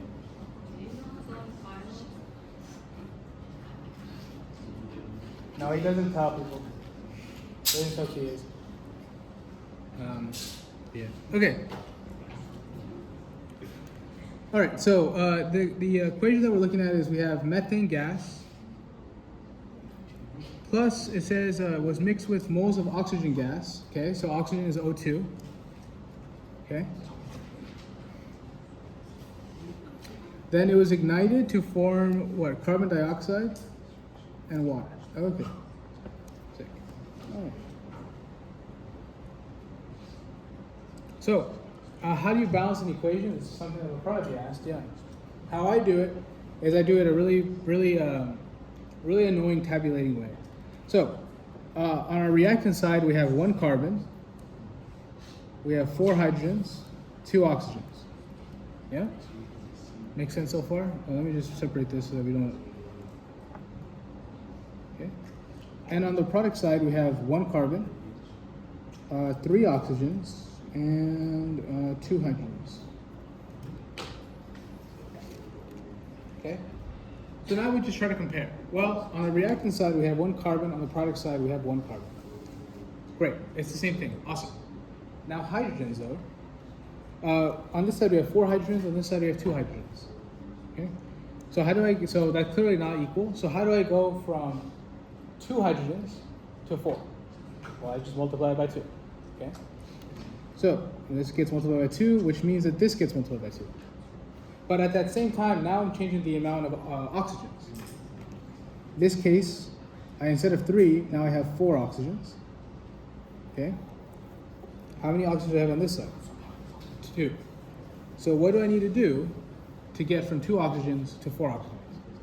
Again, multiply this guy by 2.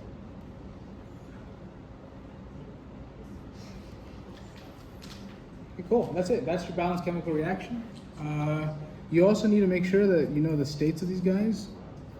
So all of these were in gas because it literally told you that everything was in gas. And that's where that comes from. Okay?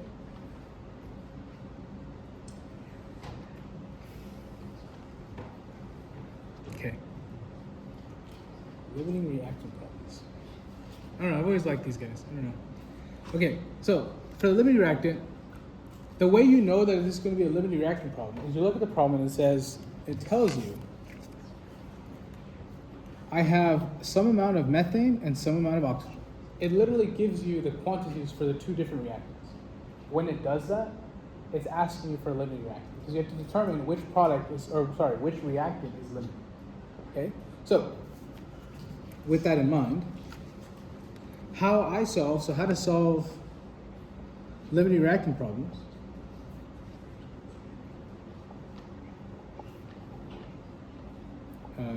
Limiting, I guess.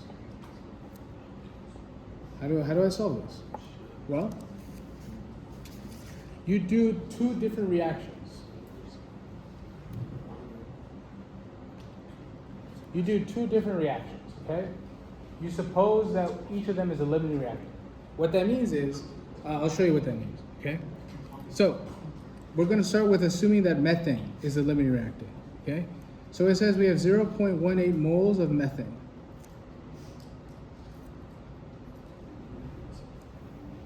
Okay, we have 0.189 moles of methane. That's our assumption. The question we're trying to ask is how much oxygen can it make? All right? Or how does it say?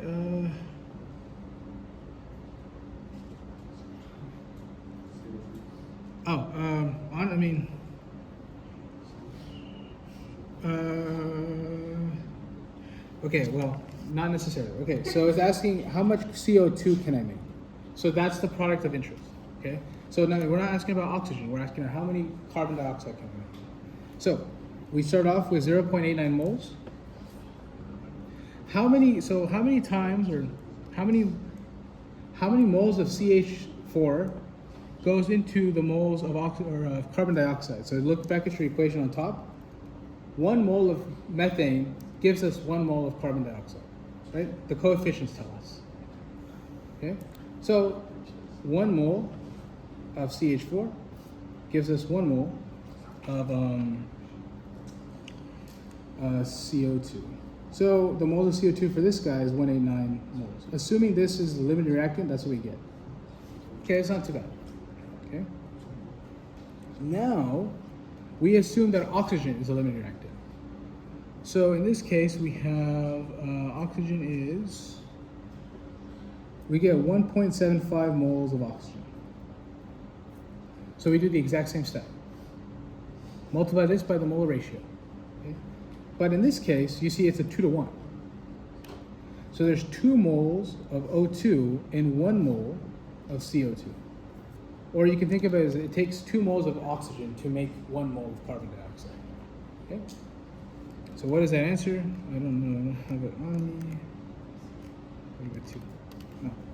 0.875 moles of CO2. Okay, now that you've assumed that both have happened, you just look to see which one's the smallest.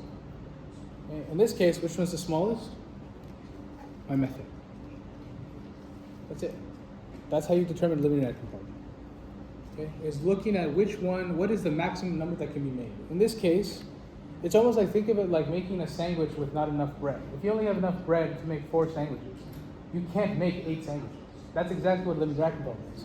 Right? If I just use methane, I can only make 0.89 moles of carbon dioxide. I can't make this. This is too large. My methane will run out before that. So this is the limiting reactant. That's why you pick the smallest one. Okay? And so I'll box that. Okay, so this is how much carbon dioxide can be made. That's it. Okay. And from here, part B was asking, calculate the volume of carbon dioxide formed at a pressure of 2.5 atm and a temperature of 125 Celsius. So now that we have moles, and now that we're talking about gases, you're going to have to use the PV equals nRT equation.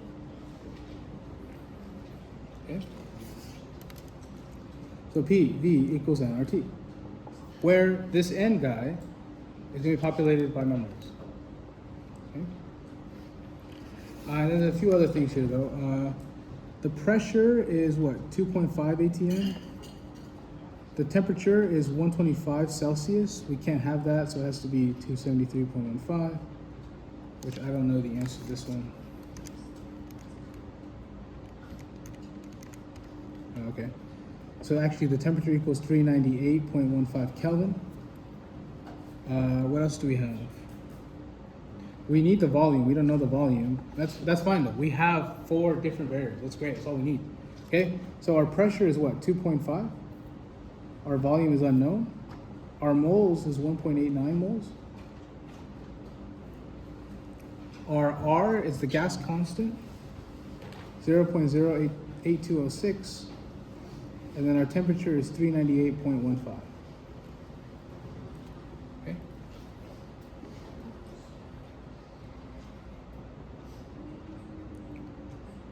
And then after you do that simple algebra, you get that the final answer is 2.47 liters carbon dioxide.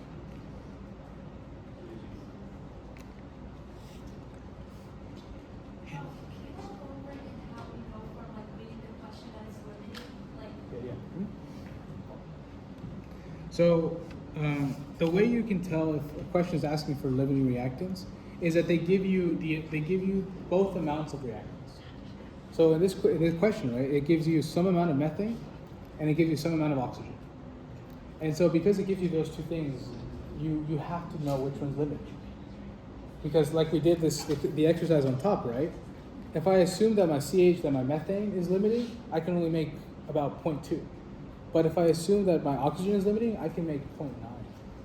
Two very. you could also tell that once you actually write out the equation too, right? Like, because CO2 would be on the product side, so in order to know how much that is, you have to know the moles of the reactants, right?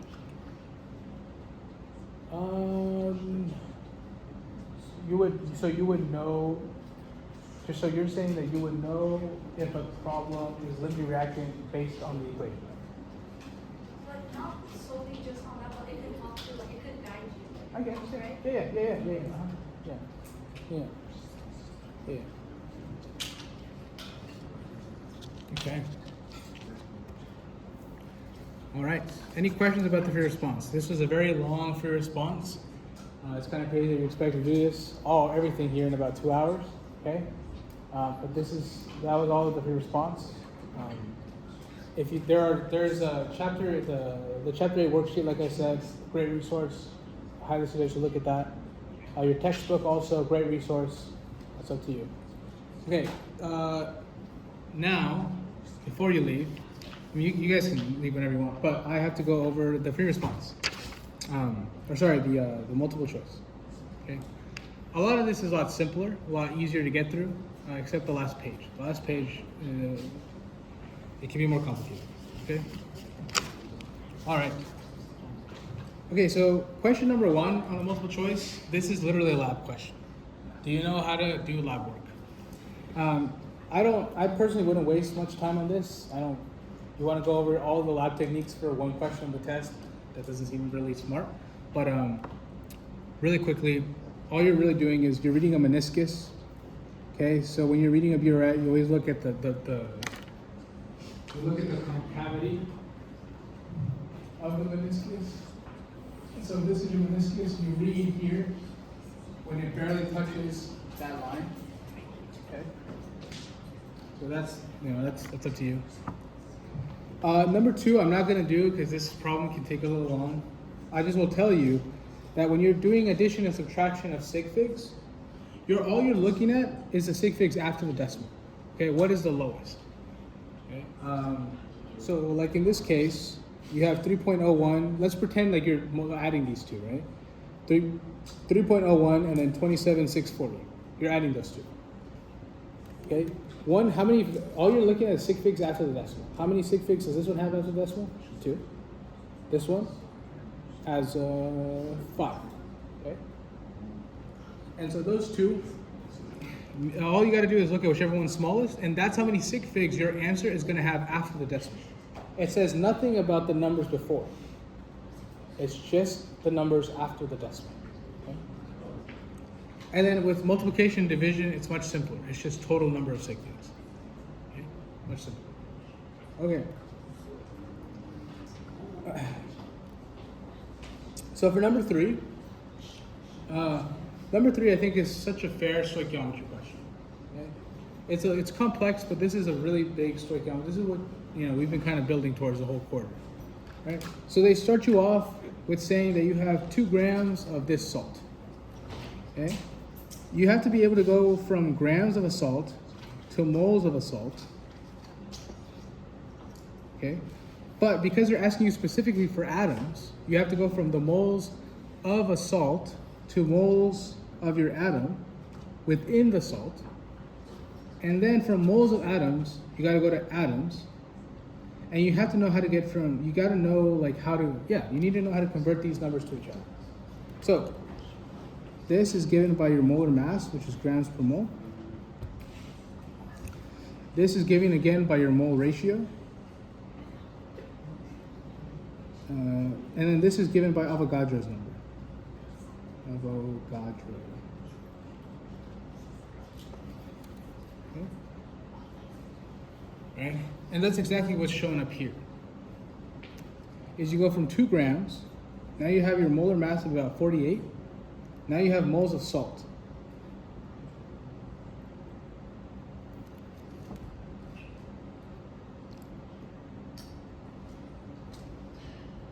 Where did I get that 2 moles of N from? Oh, and then it says in 1 mole of this salt, you have 2 moles of N. It's because you have 1 nitrogen here and 1 nitrogen there. So there's 2 nitrogens in this whole salt. And so that's something you have to take into consideration. Okay? And then after that, you just do Avogadro's number, which is 1 mole over 6.022 times 10 to the negative 23rd. And you see that your answer is this guy. Okay? Any questions there? Cool. Number 4, alkali earth halides. So I definitely suggest being familiar with different parts of the periodic table, knowing that your halides there are group 17 or 7A, whichever one you call it. Those are your halides. Your alkali metals are far left. Alkaline earth metals, that's the second one, group 2.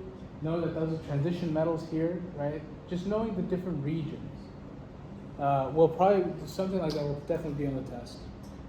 It's just something that they do you know like what a halide is basically what they're gonna ask. Okay? Number 5, if they ever ask you for something like this, where you have, what is the average atomic weight? Okay? You have to use this formula. I don't think Farahat gave you this formula. I don't remember giving you this. But it's that the average weight equals the factor of the mass of the isotope times the relative abundance of that isotope. Okay? And to kind of give you an example of what that means, you're looking at it here. Okay? So for this theoretical element, you have a 46 isotope and you have a 51 isotope. So you have to put your mass of isotope, so this comes from the E46. You have to put the mass of your isotope, which is 46.046. You want to multiply that then by the percent composition, which is about 0.64. Okay, and then you add the other factor that represents E51. Okay, and you do that for as many different isotopes as there is, and then you get 47.76. Nothing too crazy. Any questions on page 1? No? I think this is pretty much pre-exam 1 stuff. So, I mean, I definitely suggest for this final exam, if you're weak on an area in exam 1, I definitely suggest going back over it because everything builds on each other. Okay, but yeah. Okay, cool. Yeah, no questions. Great. All right. They're probably gonna have a nomenclature question. They love nomenclature questions. This one's kind of rough though. Okay. First of all, if you see something that has an acid in it, like phosphoric acid, oxalic acid, that should not have a charge. Okay, so that's immediately wrong. Okay. If you're looking at this guy, all molecular compounds have to end in IDE, all of them. Okay, so molecular compounds, just to review, are any compounds that are made with elements here on the far right. So under the gaseous elements, that's a molecular element. They always end in IDE, always. There's no exception. And so when you see this guy, tetraphosphorus decaoxygen, that's wrong too. It should be deca oxide. Okay? And then finally, this one's kind of rough. Either you know it or you don't. Anytime you have a salt with a sulfur, like the case here, this is not cyanide, this is thiocyanide. So that sulfur is called thio. Okay? So to me that's kind of like you know it or you don't. But yeah, so that's also wrong. So the question would have been, or the answer would have been C. Mercury chloride.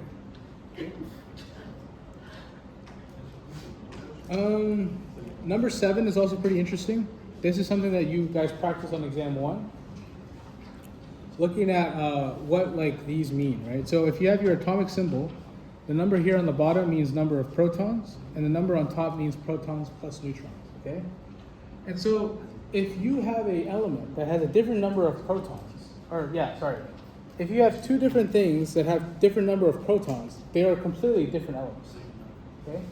So for example, atom X and atom Y, those are the same element. Because you can tell that immediately by the number of protons. Y and Z are different elements, okay? Isotopes are the same element with different number of neutrons. So atoms X and Y are the only two that are capable of being compared as isotopes. And even then, they're not isotopes. They have the same number of neutrons. Okay? But they have different number of electrons, and that is an ion. Okay? So, this is something that you can practice really easily. Is kind of being familiar with, okay, what's an ion, what's a neutron, what's an isotope, and what's an element. Hold on, I think I might be losing it. No, yeah, kind of. Okay, then you have a number 8. That's an oxidation reaction. I'm not going to go over all of these, but you should. That's kind of where your oxidation numbers come to play. So like I said, if you don't, I can potentially email you a piece of paper, like a resource I have. But number 8 is oxidation numbers. I can't go over that. That's going to take too much time. But when it's there.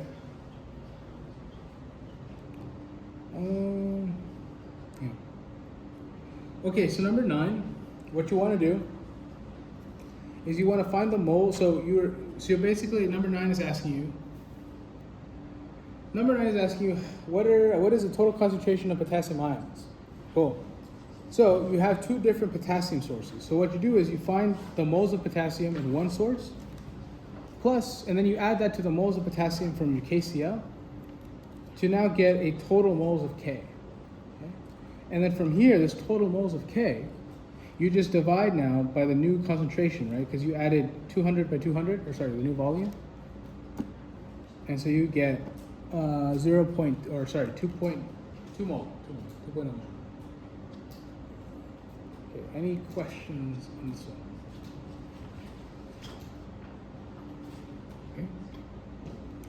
Okay. Number 2, this is just solubility table. So I would suggest you reviewing that before the final, as there could be a question about that pretty easily.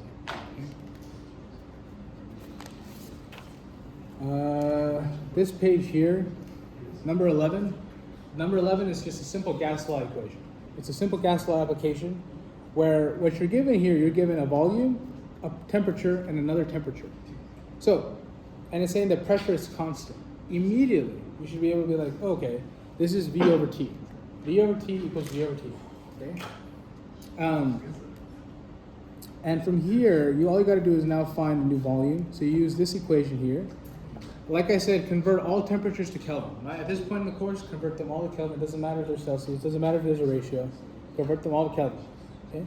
And you just plug these numbers in to find V2. The biggest challenge for number 11 is finding the conditions at which I think, in my opinion, the most challenging part about gas laws is looking at, okay, what is V1 and what is T1? In this case, it's not that difficult because they're right next to each other. But this is a common motif of difficulty within these courses. Okay? All right. Number 12 is, I think, kind of important. They kind of ask something like this all the time. Okay? So number 12,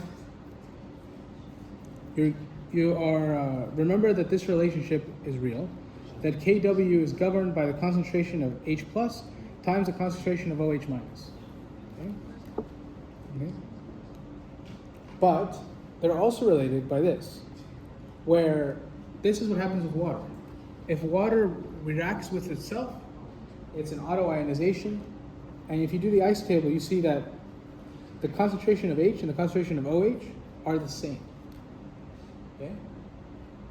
So what that tells you is that these two are the same. Okay? So you get this equation.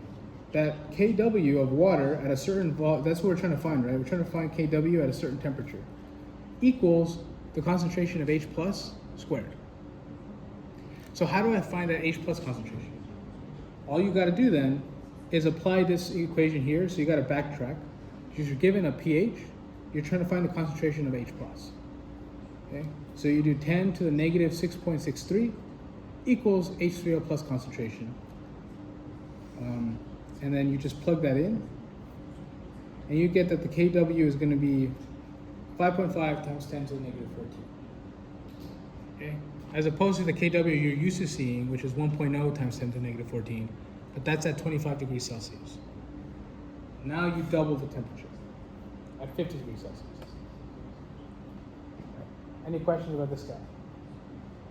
Yeah. Where's the, sorry, this is stupid, but where's the HPO? The concentration, right? Yeah. Like this guy? Wait.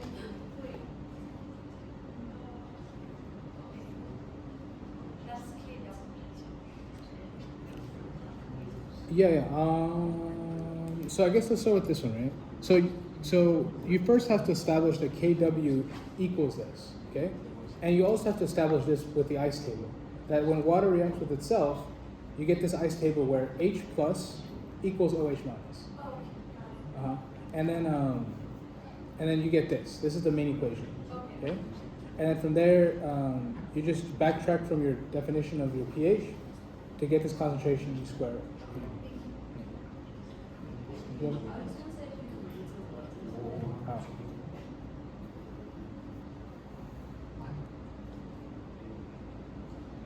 Oh wow, I've never seen it from this angle. It's huge. Wow.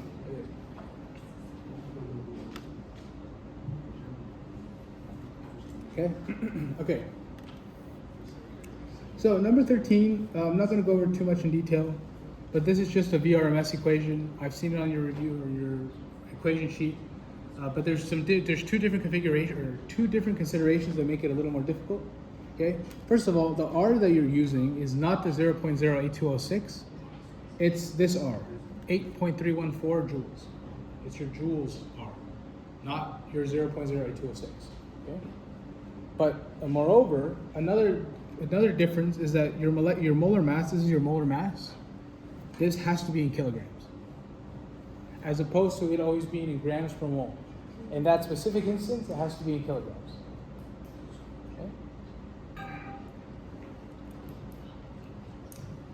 Okay?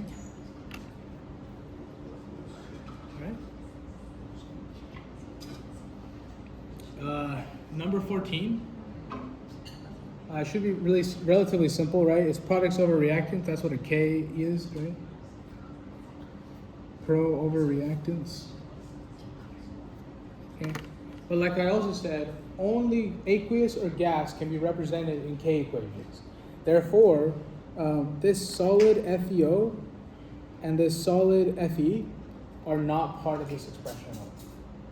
Therefore, the only product we can do is carbon dioxide, and the only reactant we can do is carbon monoxide.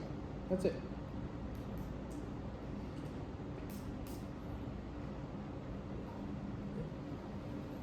Number 15. I'm not going to go over this one in too much detail, except to tell you a few things.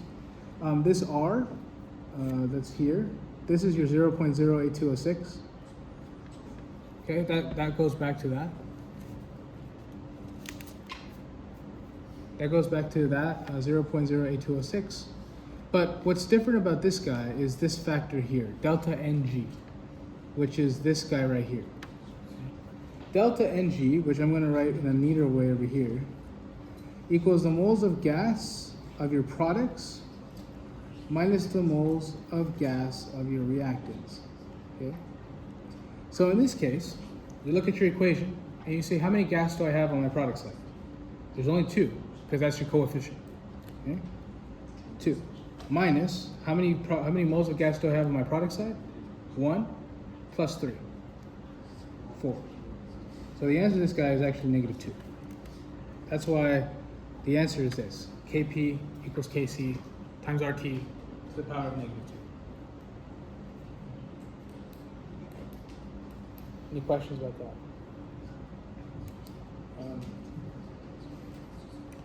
I will say for my group, the only reason why this reminded me, for people who aren't in my section, I say this a lot, but if you want a decent studying, or if you want something like to study and kind of give you structure, all the headings of your discussion worksheets are what's probably going to be tested. So this is actually one of the headings on your discussion worksheets. Kp to Kc. It's right there. Okay. All right, cool. Question. All right. Okay. Cool. All right, so 16. Like I'm saying, a base will always have a negative charge. An acid will always have a positive charge. But what happens when there's 2 negative charges? Or what happens when there's 2 positive charges on the same side? That becomes a problem, right? Because now which one's the base, which one's the acid? Therefore, if these rules can't apply, you should always guarantee, if you follow the proton, you'll always get the answer right. Okay? So, let's follow the proton, right? All right, so here we have dihydrogen phosphate with ammonia. Well, how do we get this? It looks like this dihydrogen phosphate gave up one of its protons to the ammonia to create ammonium. Therefore, what does an acid do? It donates a proton. And what does a base do? It accepts it. And that's exactly what's happening here. So if this is the acid, that has to be the base. Okay. And then you can, since this is an equilibrium, you can also trace it backwards. Okay. What happens here? Well, to get to this, it seems like this guy has to release a proton and give it back to this guy. So this is now an acid. Specifically, it's the conjugate acid, and this is the conjugate base. Okay.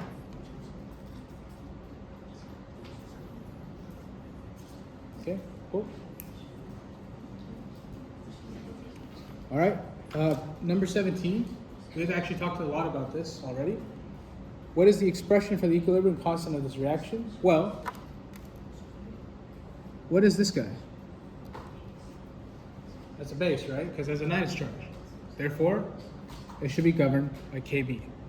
Now the answer, so this was a big deal when this exam was administered. The actual answer was this one and that one. So you can also call this one 1 over Ka. Both answers are correct. Okay. And that actually would be true, actually, because if you do the reverse, it would be what? HA plus water. Oh, that's a bad water. Gives you H3O plus A minus. Okay. That's the reverse. That's actual Ka. So if you reverse that equation, you'll get 1 over Ka. All right. Number 18, if you want to identify the Lewis acid in a reaction, what have I said? All the minuses are bases. So this is a base because it's minus. Therefore, if this is a base, you can't have two bases in the same equation. There's no reaction there. If this is the base, this has to be the acid. Okay. Another way you can tell, which is probably isn't evident to you guys, is boron is slightly electropositive. Right? So that's why it's a Lewis acid, is because it's slightly positive. And you can tell it's because the fluorines are literally trying to push away the electrons, because fluorines are super, super electronegative. But that's kind of more in depth, I think, than we need. Okay. Any questions about that one? Okay. So number 19. So you have a weak base here. Okay. Methylamine. Its pH is 11.3. But then you decide to add some acid. What's going to happen? Well, the pH is going to decrease, which is great. So the pH is going to decrease. You have two answers. Either the pH decreases by itself or it goes with both. But pH and pOH are inversely proportional. So if pH goes down, pOH has to go up. And the opposite is true. So they will never be going up at the same time, or they'll never be going down at the same time. Okay? So they, yeah, that's number 19. Number 20. Number 20 is actually a lot simpler than people make it out to be. Number 20, you're literally just using the Henderson-Hasselbalch equation. Okay? It's why? It's because you have ammonium and ammonium. What does that make? A buffer. Because of that buffer, you can just simply use this equation, and then all you got to do here is you just find the concentrations, you plug them all in, and that's it. Okay. Any questions about this? Yeah. Can you explain number 19 again? Yeah. Yeah. So start off with the solution of a weak base. Okay. So it's what, pH 11.3. Okay. But you add some acid. So what's going on is the acid is literally neutralizing some of the base, and is thus making the solution more acidic. Okay. So if it's making the solution more acidic, the pH is going to go down, because the lower the pH, the more acidic the solution is. Okay. And then, like I said, right, if the question was, do pH and pOH go down together? The answer is no, because if pH goes down, the pOH has to go up.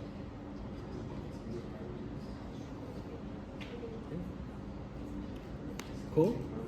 Okay. All right. This is the big stuff right here that you're probably going to be tested on. And this is from stuff you're going to learn this week or later on. That's a lot. Okay. All right. So for question 21, you're going to talk about which one's the least soluble. Okay. In this case, you're looking for the smallest KSP.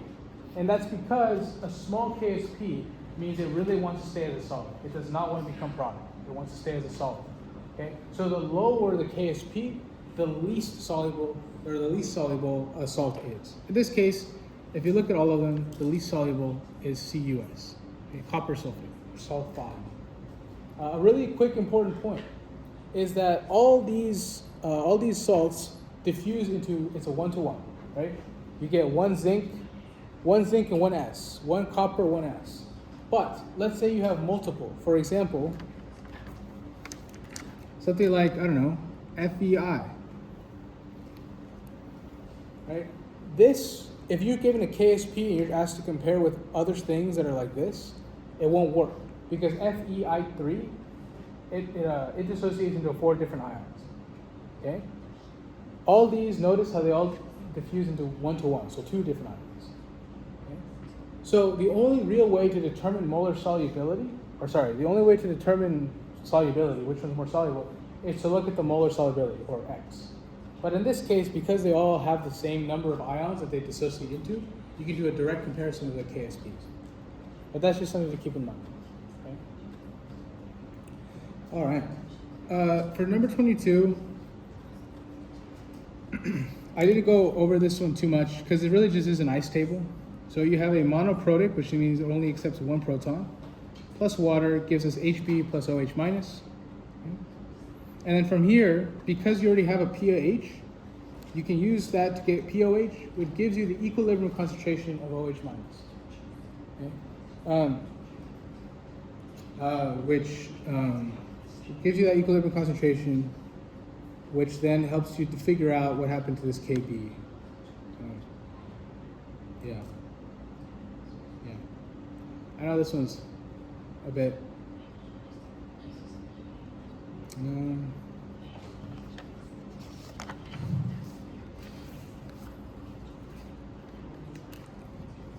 You know what? Let's solve it. Okay, so we have B minus plus some water gives us HB plus OH minus. Okay. Put this on an ice table.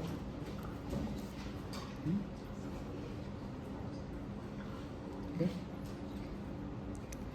Okay, so they said you want to start off with a 0.632 molar monoprotic solution of a base. This is 0. Okay. These are 0 at the initial because they haven't started. Okay.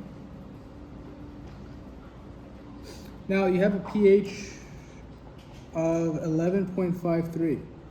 Okay. But I want the concentration of hydroxide. So I need to go to POH, which is a number.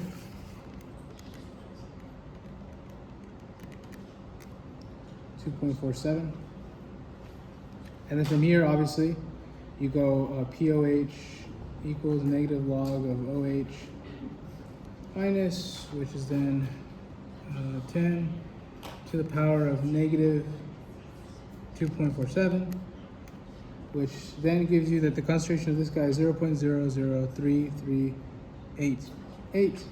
Okay, but this is at equilibrium. So guess what? We just solve for x. So plus x, we know what this is.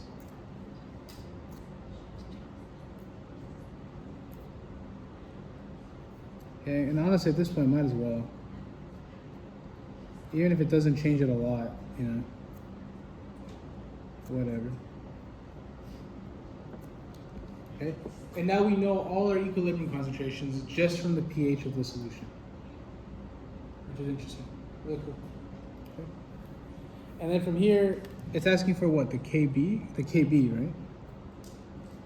Which is just 0.003388 squared, right? It's these two numbers. Divided by 0.632 minus 0.003388 molar. Okay. And the answer to this guy is in 1.8 times 10 to the negative 5th. Okay. Well, okay. I've seen that number way too many times. Yeah. It's kind of low. It's annoying. Anyway, but yeah, that's number what, 22? Okay. Any questions on 22?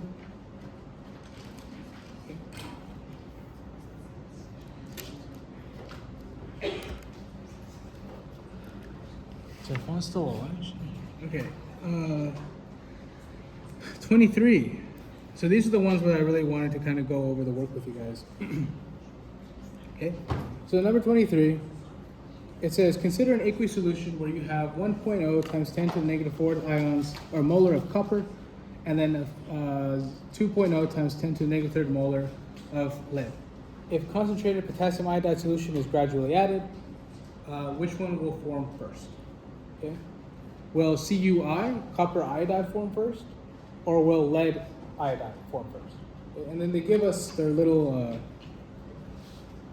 their KSPs, okay? So what you're looking for here is you're looking for the molar solubility, which is going to be told to us by I, okay?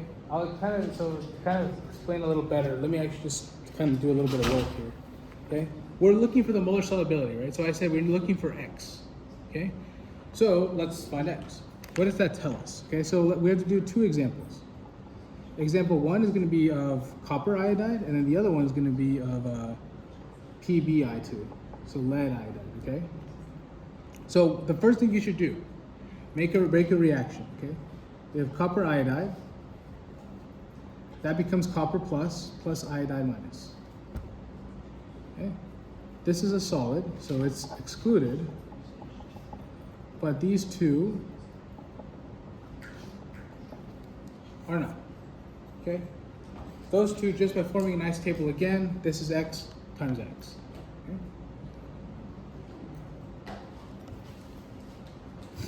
We do the same thing for lead. PBI2, set that in equilibrium. We have PB plus 2I minus, right? Because we have to balance that equation. Okay? And we do the exact same math. But of course, this time we got 2x there, so x, 2x, okay? Right? Notice how these x represents the concentration of iodine, right? Which will be important when we actually solve this. So you have 5.3 times 10 to the negative 12. This is the KSP for this guy. That's just x squared, okay? And then this guy is what? 1.4 times 10 to the negative 8. This is not x squared. This is x times 2x squared, which is what?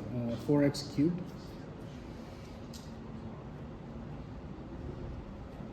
Okay. So far, so good.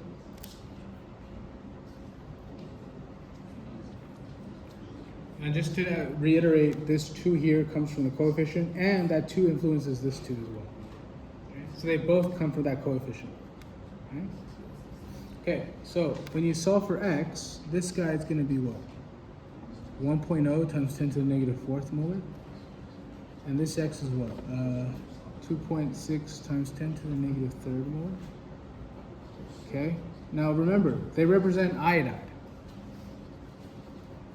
So remember what this all means in the first place. What is molar solubility? It's telling you how much molarity, how many moles of this thing can dilute in a liter of solution. Okay? So you're looking for the one that has the smallest number of iodide, because that tells you that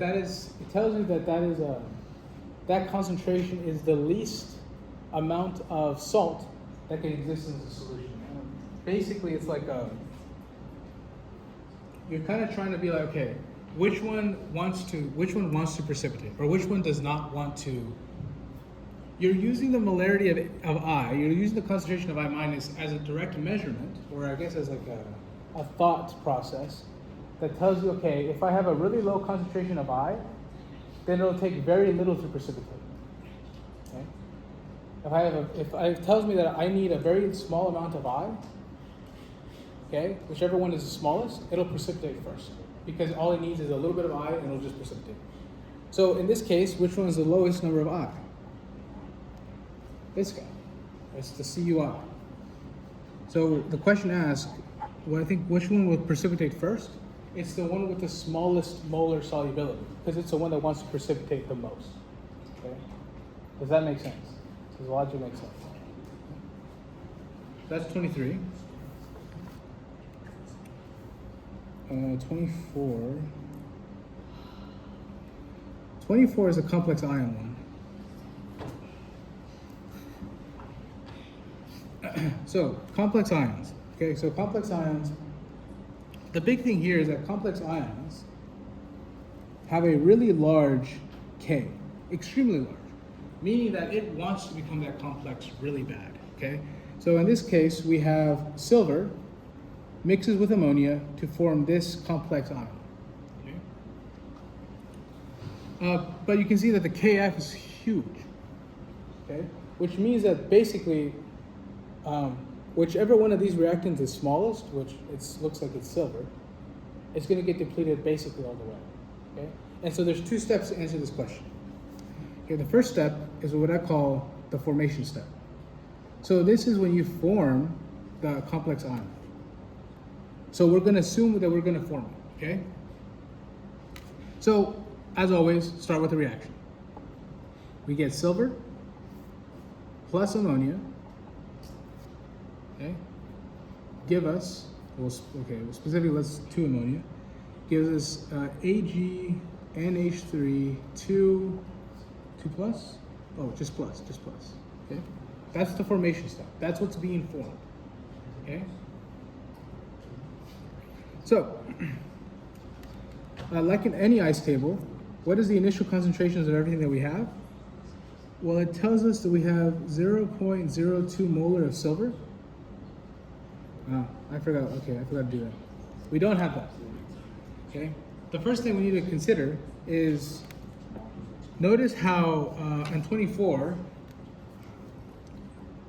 See how we mix 50 and 50? There is the 50 milliliters from the silver, and then there's 50 milliliters from the base. Okay, so what is that new volume? It's 100 mils. So then totally, it's actually doubled. The volume is doubled. So if we look at the molarity, or the M1V1 equation, when volume is doubled, molarity is halved. That's a really cool way. That's actually, in my opinion, you should try to make note of that, because actually I've seen a lot of these problems have that. If you see that the volume doubles, the molarities are going to just be halved. Okay? So in this case, the volumes are doubled. So the molarities are all halved. So in fact, we don't have 0.02 molar. We have 0.1 molar of silver. And then we have 1 molar of ammonia. Does that make sense? Okay? But this is where the concept comes in. Okay? Because that KF is so high, it's all the reactants are basically trying to become this. And so we look now to see kind of like a limiting reactor problem. We see which one's the smallest, because that's the one that's going to get used up all the way. Okay? So it's going to be silver, and we're going to assume that we consume all silver. So we actually know our X. Okay? Sorry, well, this one's multiplied by 2 because of this guy I completely forgot. Okay? This is 0, but we know X now, so that's 0.01 molar. 0.01. So that is the big concept here, is that KF is so large, we can assume that all the silver is consumed. So the question is like, oh wait, if we're trying to find the free concentration of silver and everything's been consumed, that doesn't make a lot of sense. What are we trying to do here? Well, there's a formation step and a dissociation step. So basically, now that we've kind of formed as much as we can, now we're going to play with the equilibrium, telling us, okay, how much can go back? Even though it's going to be very, very small, that's what we're trying to find. That is the free concentration of silver. Okay? So in this case, the dissociation step, the first thing you got to do, flip your reaction. Because now instead of forming the complex ion, you're dissociating the complex ion. So you're flipping it around. Okay. And that becomes silver plus 2 ammonia. Okay. Now the concentrations from up here carry over. So this concentration is 0. Let's do the ice thing first. That's 0.01 molar. My silver concentration is 0. And then this guy is going to be 0.98.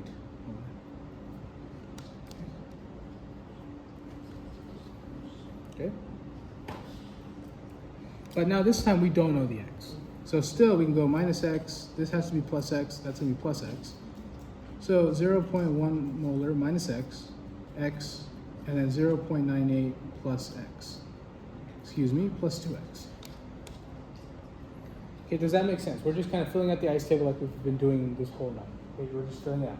We don't know what that X is, but I hope you can tell also that once we find that X, that's going to give us our free concentration of silver. Because that is not necessarily what's left, but it's kind of what leaks out after it dissociates, okay? Okay, now we just set it up. So, remember how I said that the formation step is governed by KF? Well, if I flip the equation around, what has to happen? We got to set 1 over the KF, right? So, in fact, the new expression is 1 over KF equals X times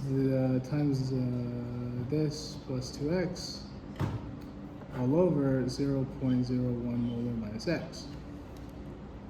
Okay, then we just do simple X is small approximation. So this gets knocked out, and so what we get here This one I think is what? I had this on. I think it's like 0.04.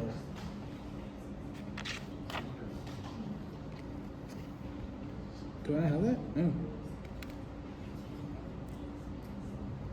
Okay, sorry guys. I guess I don't have that number. Let me quickly calculate that.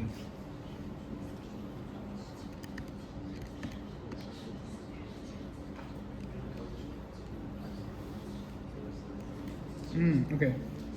KF equals, or 1 over KF equals 1, 2, 3, 4, 5, 6, 6.3 times 10 to the negative 8. So it's extremely, extremely small. Okay. And that's going to equal 0.9x all over 0.01 molar. Okay. So x is then going to be 6.5 times 10 to the negative 10. And that X is actually the concentration of silver ions. So does it make sense that, okay, you're first assuming you want to form, and then after you formed everything, now you have to assume that's going to dissociate a little bit. And that little bit is what you're looking for. So you have to do these 2 steps. Okay? Sorry, that was loud. Okay. Yeah. What's KF? Okay, so KF is the product constant of formation. So this is basically analogous to KSP, KA, KB. It's just another K, but this one specifically deals with the formation of complex ions. So whenever you see a complex ion, it's going to be based off of formation. Okay. All right, cool. Cool. Any questions about these guys? We have one last one. That's probably my favorite. Okay, the last problem of this review is going to be number 25. And actually, I think a lot of you actually saw it as you guys were coming in to this one. So, number 25.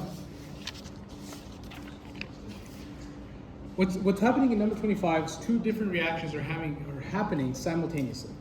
Okay? If you read the problem here, it wants us to calculate the molar solubility of silver bromide in a 1 molar NaS2, okay, that's sodium dithionate solution. And then it also tells you that sodium or silver reacts with dithionate to form a complex. Okay? So that's telling you that there's 2 different reactions going on. There's a reaction that's governed by a KSP where we see silver bromide dissociating into its ions.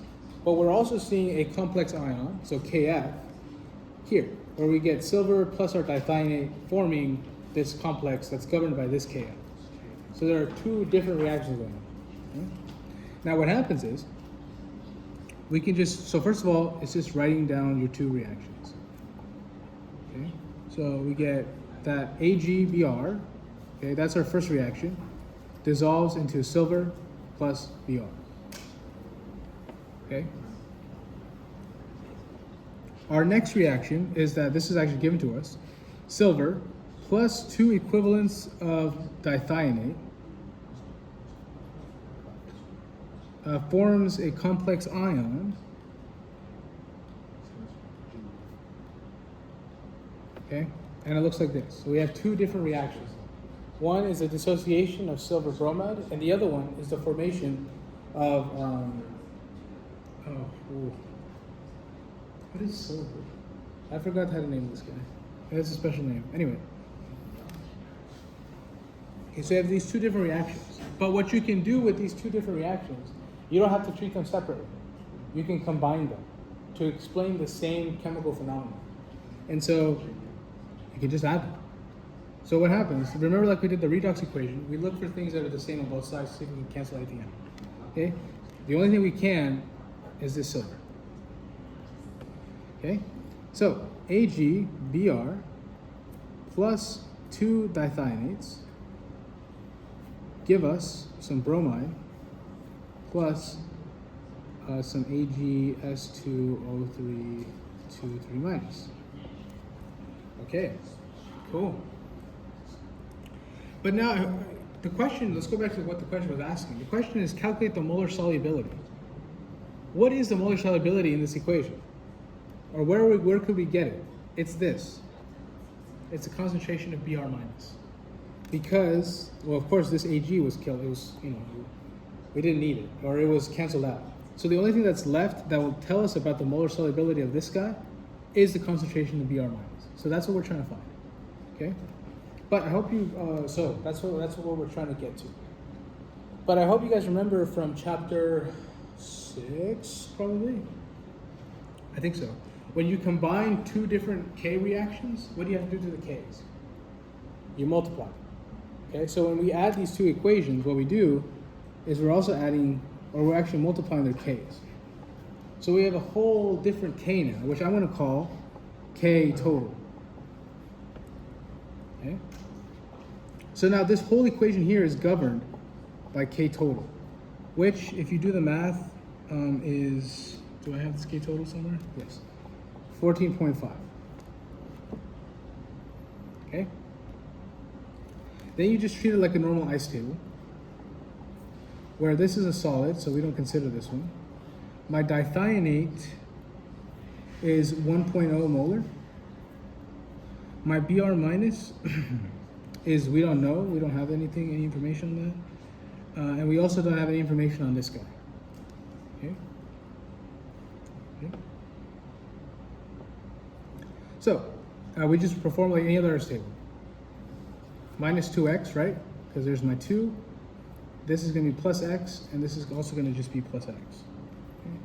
So we get 1 minus 2x, x, and x. Okay? Then we just place them as it is. So x, well, this is going to be x squared over 1 molar minus 2x. Okay?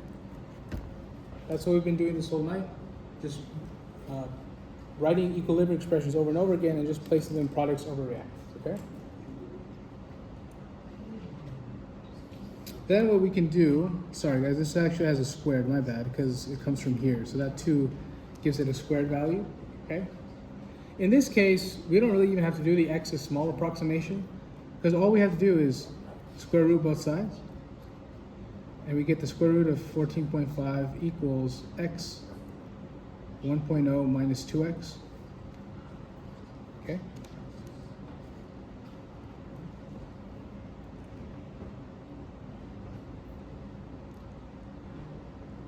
And then if you solve everything, x equals 0.44 molar, which is also then the concentration of Br minus.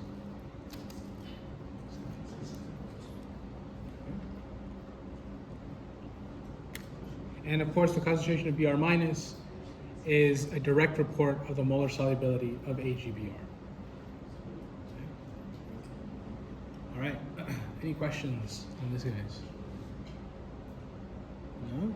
Is that it? Okay. Then I guess I'll end the recording there.